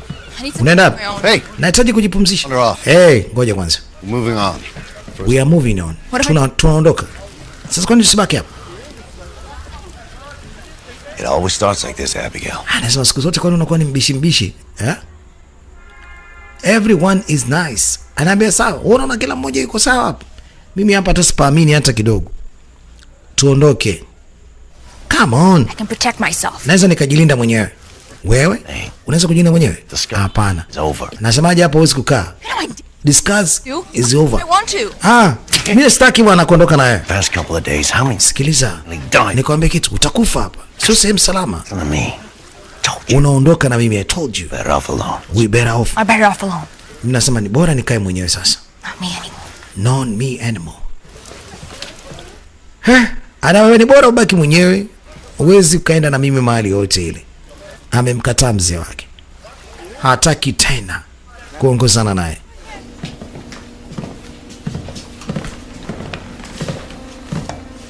The baby's fine. Mtoto yuko sawa. But the woman's not going to make it. Lakini mama, she's only got a couple of... amepoteza maisha. She wants to talk to you.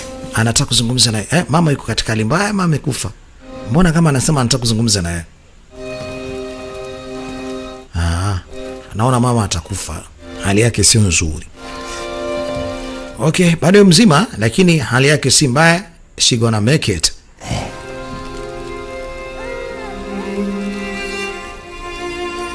Ameweza kujifungua. Ila hali yake sio nzuri. Kuna kupona ama kufa hapo. Sasa ndio kama akipoteza maisha inabidi amwangalie huyu mtoto.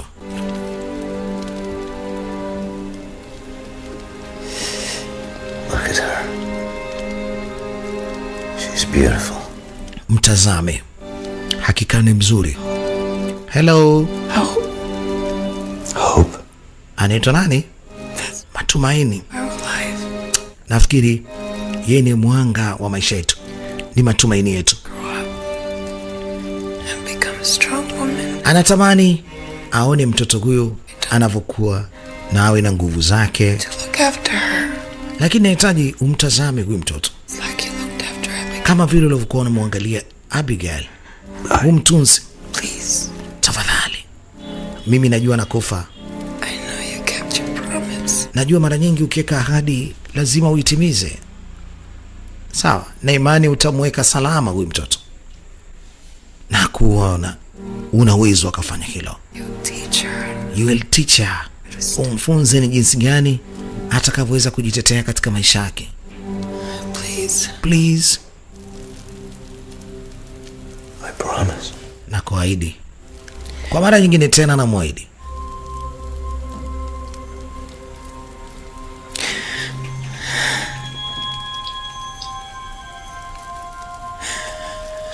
Hicho kitu mtunze nacho aje kumvisha baadaye.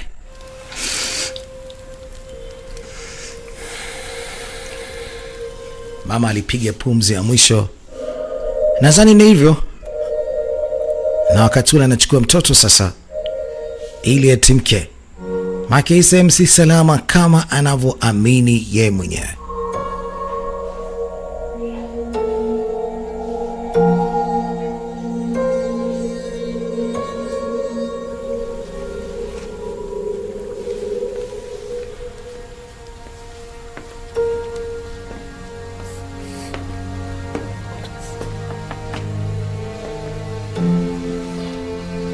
I'm sorry for your loss.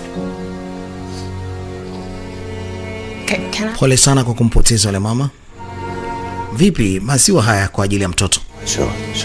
Sawa, mna shida. Huyu ambaye alikuwa amemzalisha anaitwa nani? Mkunga. I'll be back with her in a short. Alisema sasa shida, ngoja tu nimnyonyeshe na kurudishia huyu mtoto, sawa?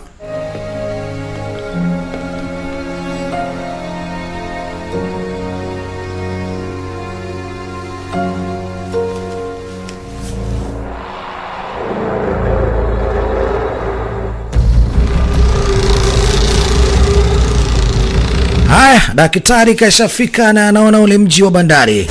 Wajomba wapo. Kidadiki zako nye. Niache. Wanashindwa kumtafuna wote chini. Naongeza frequency. Na kama ile frequency isingekuwa inafanya kazi ingeshakufa. Sinajua mnataka kulipiza kisasi. Mtulie. Huku michezo inaendelea.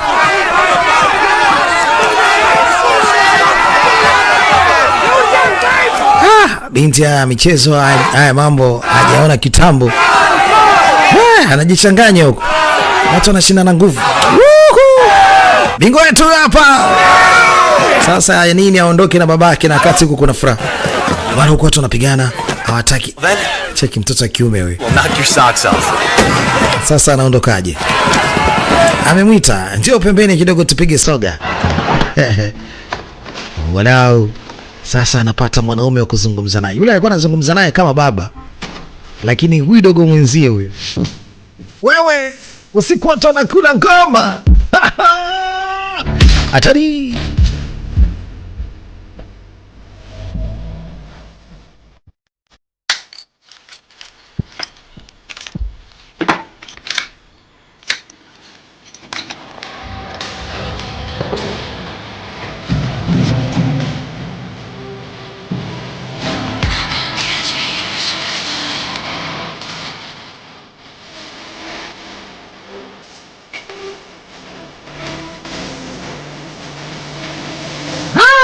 Kumana kwanza anaanza kunywa gongo.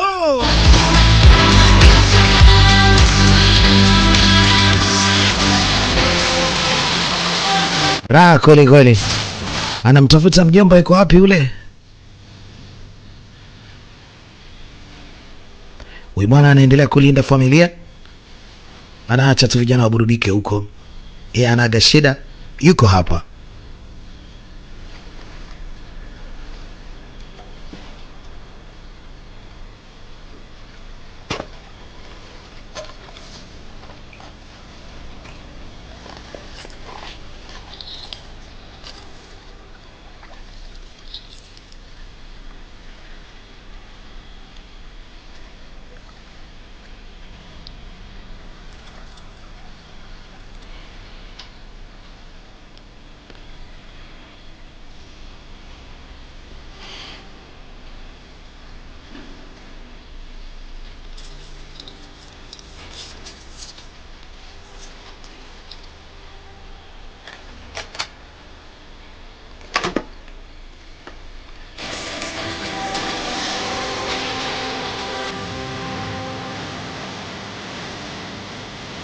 Watu washapiga bange zao, wameshakula pombe zao. Ulinzi leo utakuwa haupo sawa. Alafu ule mzee si unajua ni mzima, anaweza akachukua ile mazombi wakaingia nao kwenye boti wakaja nayo huko. Huyu mtoto anaanza kuyachunguza maeneo. Hapa anaanza kugundua kuna kitu gani hapa kinachoendelea. Hii ni koloni kweli ipo kwa ajili ya kusaidia watu ama kuna mambo mengine yanayoendelea hapa? Anaanza kuchunguza.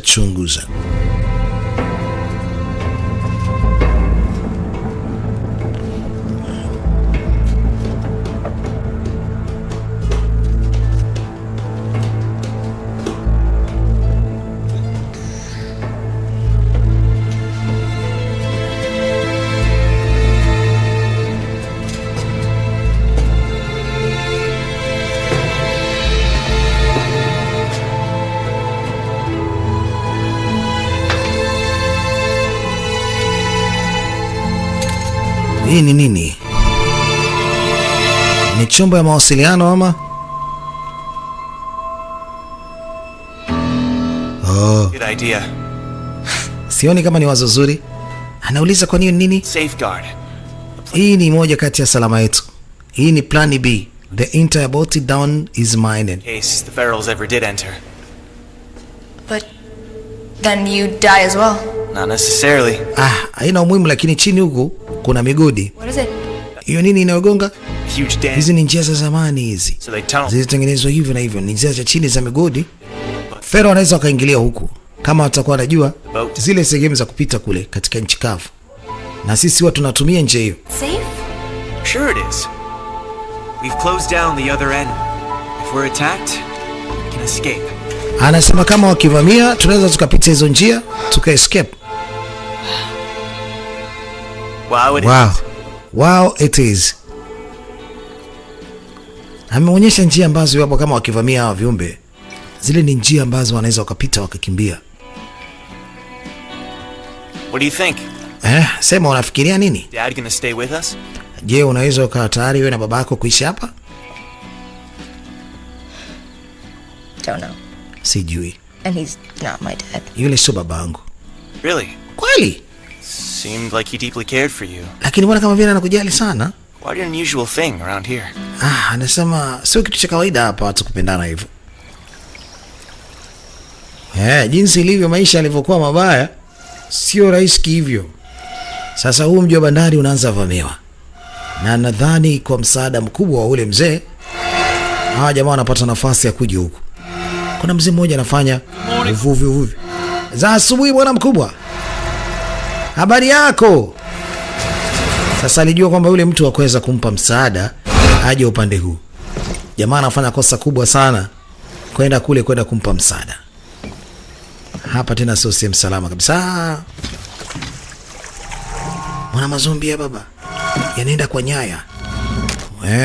Mkojo jamaa unaweza kageuzwa kuwa kamba, jamaa akapanda nao. Yule mvuvi hayupo. Kaenda wapi mjomba?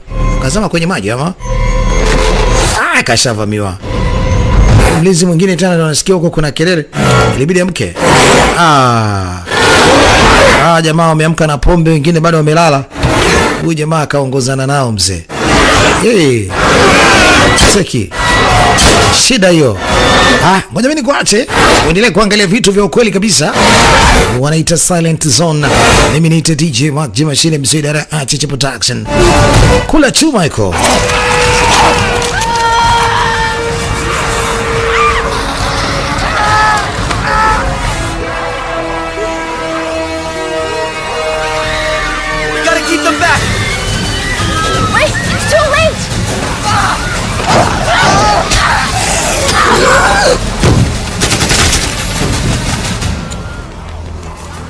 Take the people down to the tunnel. Let's see how your plan B works. Go find a higher position. Anajaribu kuwaambia wenzake waelekee katika zile njia chap kwa haraka wakimbie. Nafikiri kwamba hiyo itasaidia sana. La sivyo hakuna mtoto ambaye anaweza pona hapa. Wow. Hey, have you seen the girl who came with me? Anataka kumuona mtoto wake yuko wapi? Hebu mshikie kwanza huyo. Anaomba kwanza mshikie. Anataka kwenda kumtafuta ule mtoto. Mwanaume anatoka nje sasa kwenda kukabiliana. Huyu mzee mshenzi huyu anaendelea kucheki tu jinsi watu wanavyouawa. Kumbe ndo kawatengeneza mazombi. Yuko na ile kitu yake mkononi, anajivunia nayo. Kawekea frequency mazombi wasimmalize. Wakifumua tu ile mashine hata naye mwenyewe anakufa. Me too. We can't hold them. Everyone escape. Use the tunnel.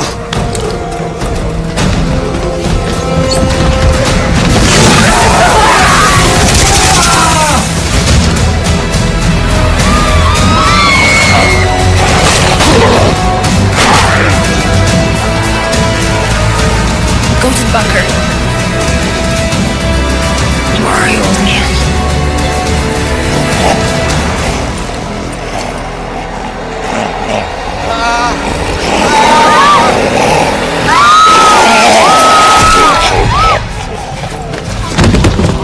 Let's get out of here. Sasa kilichobaki ni kuchomoka hapa. Hapafai tena. Move.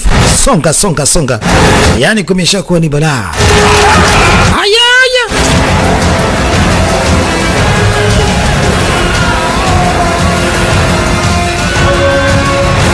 Yule chibonge akiamka pale ni shida. Bahati anamuona babake. Anarudi tena mzigoni. Mwingine anakuja juu. Dogo anasema naye. Wow. Cheki anafuruka. Kitu.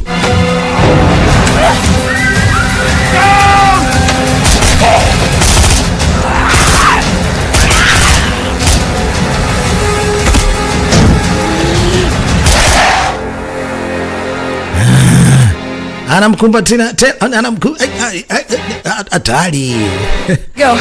Sasa tondoke baba, niwakubali ese. Anasema kuna njia za kupita chini kwa chini. Sasa kilichobaki wakimbie. Amekutana huyu mtoto tena. Tulia wewe. Anamuelekezea wale mazombi, fukuzeni huyo. Atupwe huko chini. Cheki anavyomfuata huko.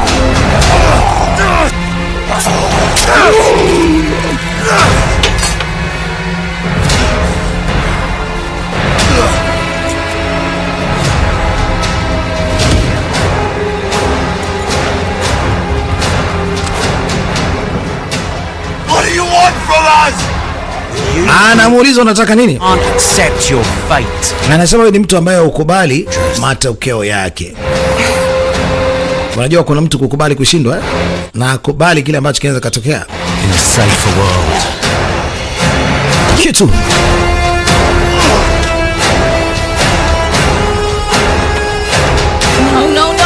No, no, no, no.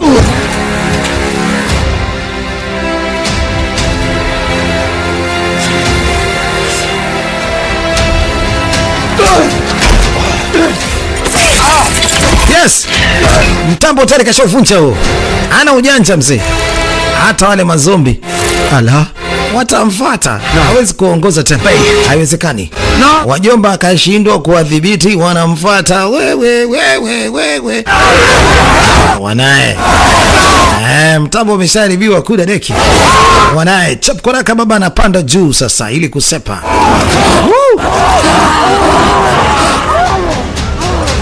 Kaisha. Fuck your revolution. Kuda deki zako wewe na mapinduzi yako. Watu wanapita njia za chini kwa chini kukimbia. Wanatokea upande wa pili.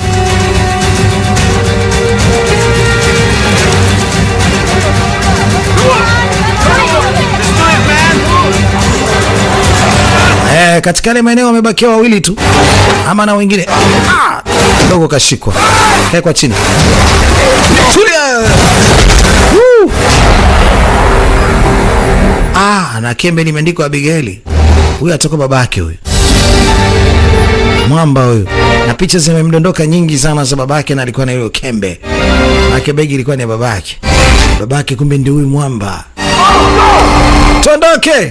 Anasema babangu yule. Tondoke Abigaili. Hata kama atakuwa ni nani wako. Cheki wanapokuja kwa kasi hao. Bwana, watatoboa kweli? Not yet. Ngoja kwanza bado. Come out yet. Ngoja kwanza bado ile msana hajatoka. Hataki kupasua kwa sababu pale kuna mabomu ya kutegesha moja kwa moja. Baba twenzetu huku. 5 4 4 3 2 1 0. Washa moto sasa mame. Hata kama kutokuwa kuna ule mtoto wa kike ndio basi atakuwa amekwenda na maji. Anaripua. Wow.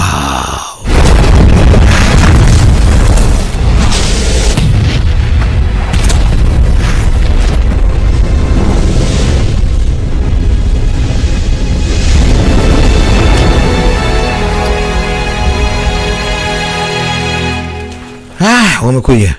Wametokea upande wa pili. Asante Mungu. Mmekuja. Pana moshi mzito. Kila kitu kimeangamia na wale mazombi wote wamekwenda na maji. Kuna internet.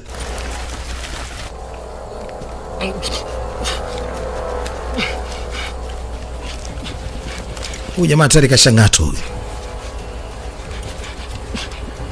Na alikuwa ni mmoja kati ya makamanda, anasema mna shida. Take it easy. Tulia sasa, kama mna shida wewe tulia. Ni kati ya makamanda. Tulia hapo hapo. Okay. Msiende mali, tulieni hapo. All right.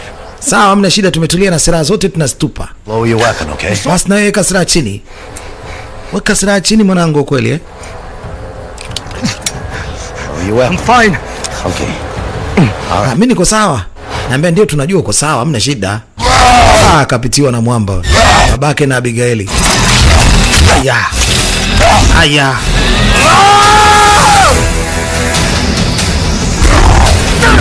Akamkosa. Babake na Abigaili alikuwa ni mwamba Na maana hata kama unavyomuona pia Abigaili iko na misuli, sio mchezo.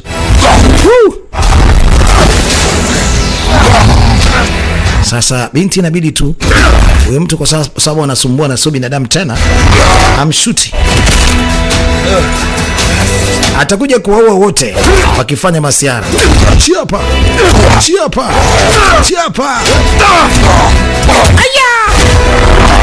Ungechapa hapo hapo binti. Anang'ata lakini anang'ata pale kwenye kitambaa. Abigaili piga!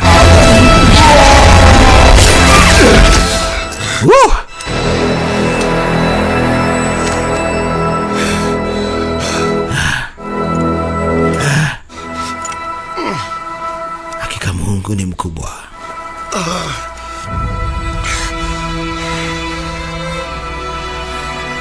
Amemtuanga babake mwenyewe. kwa ajili ya kumkomboa babake huyu ambaye ndiye sasa hivi anaishi naye. Yes. Tunamaliza kazi nzuri kabisa, wanaita Silent Zone. Mimi ni DJ Maki, ni DJ Machine, mzee idara ya Artich Production. Mwamwi wanasema ni mwanzo mwisho ya ukweli kama kazi, kama dawa, kama kawaida. Ye baba. Tumemaliza kazi kama hivi.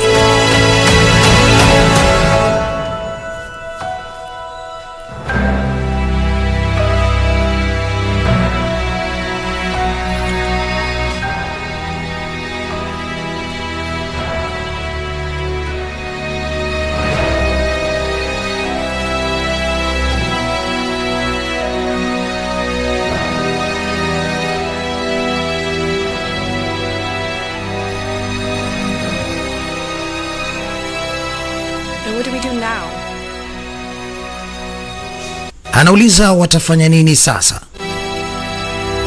A new home is waiting for us. Alisema makazi mapya yanatusubiri. Wana ramani zao, wana mipango yao. Sasa anasema kila kitu kipo humu. Kuna makazi mapya kwenye kisiwa kimoja. Yes. Wataenda kuishi huko. Huko hata mazombi hawezi kuja. Mazombi hawajui kuogelea.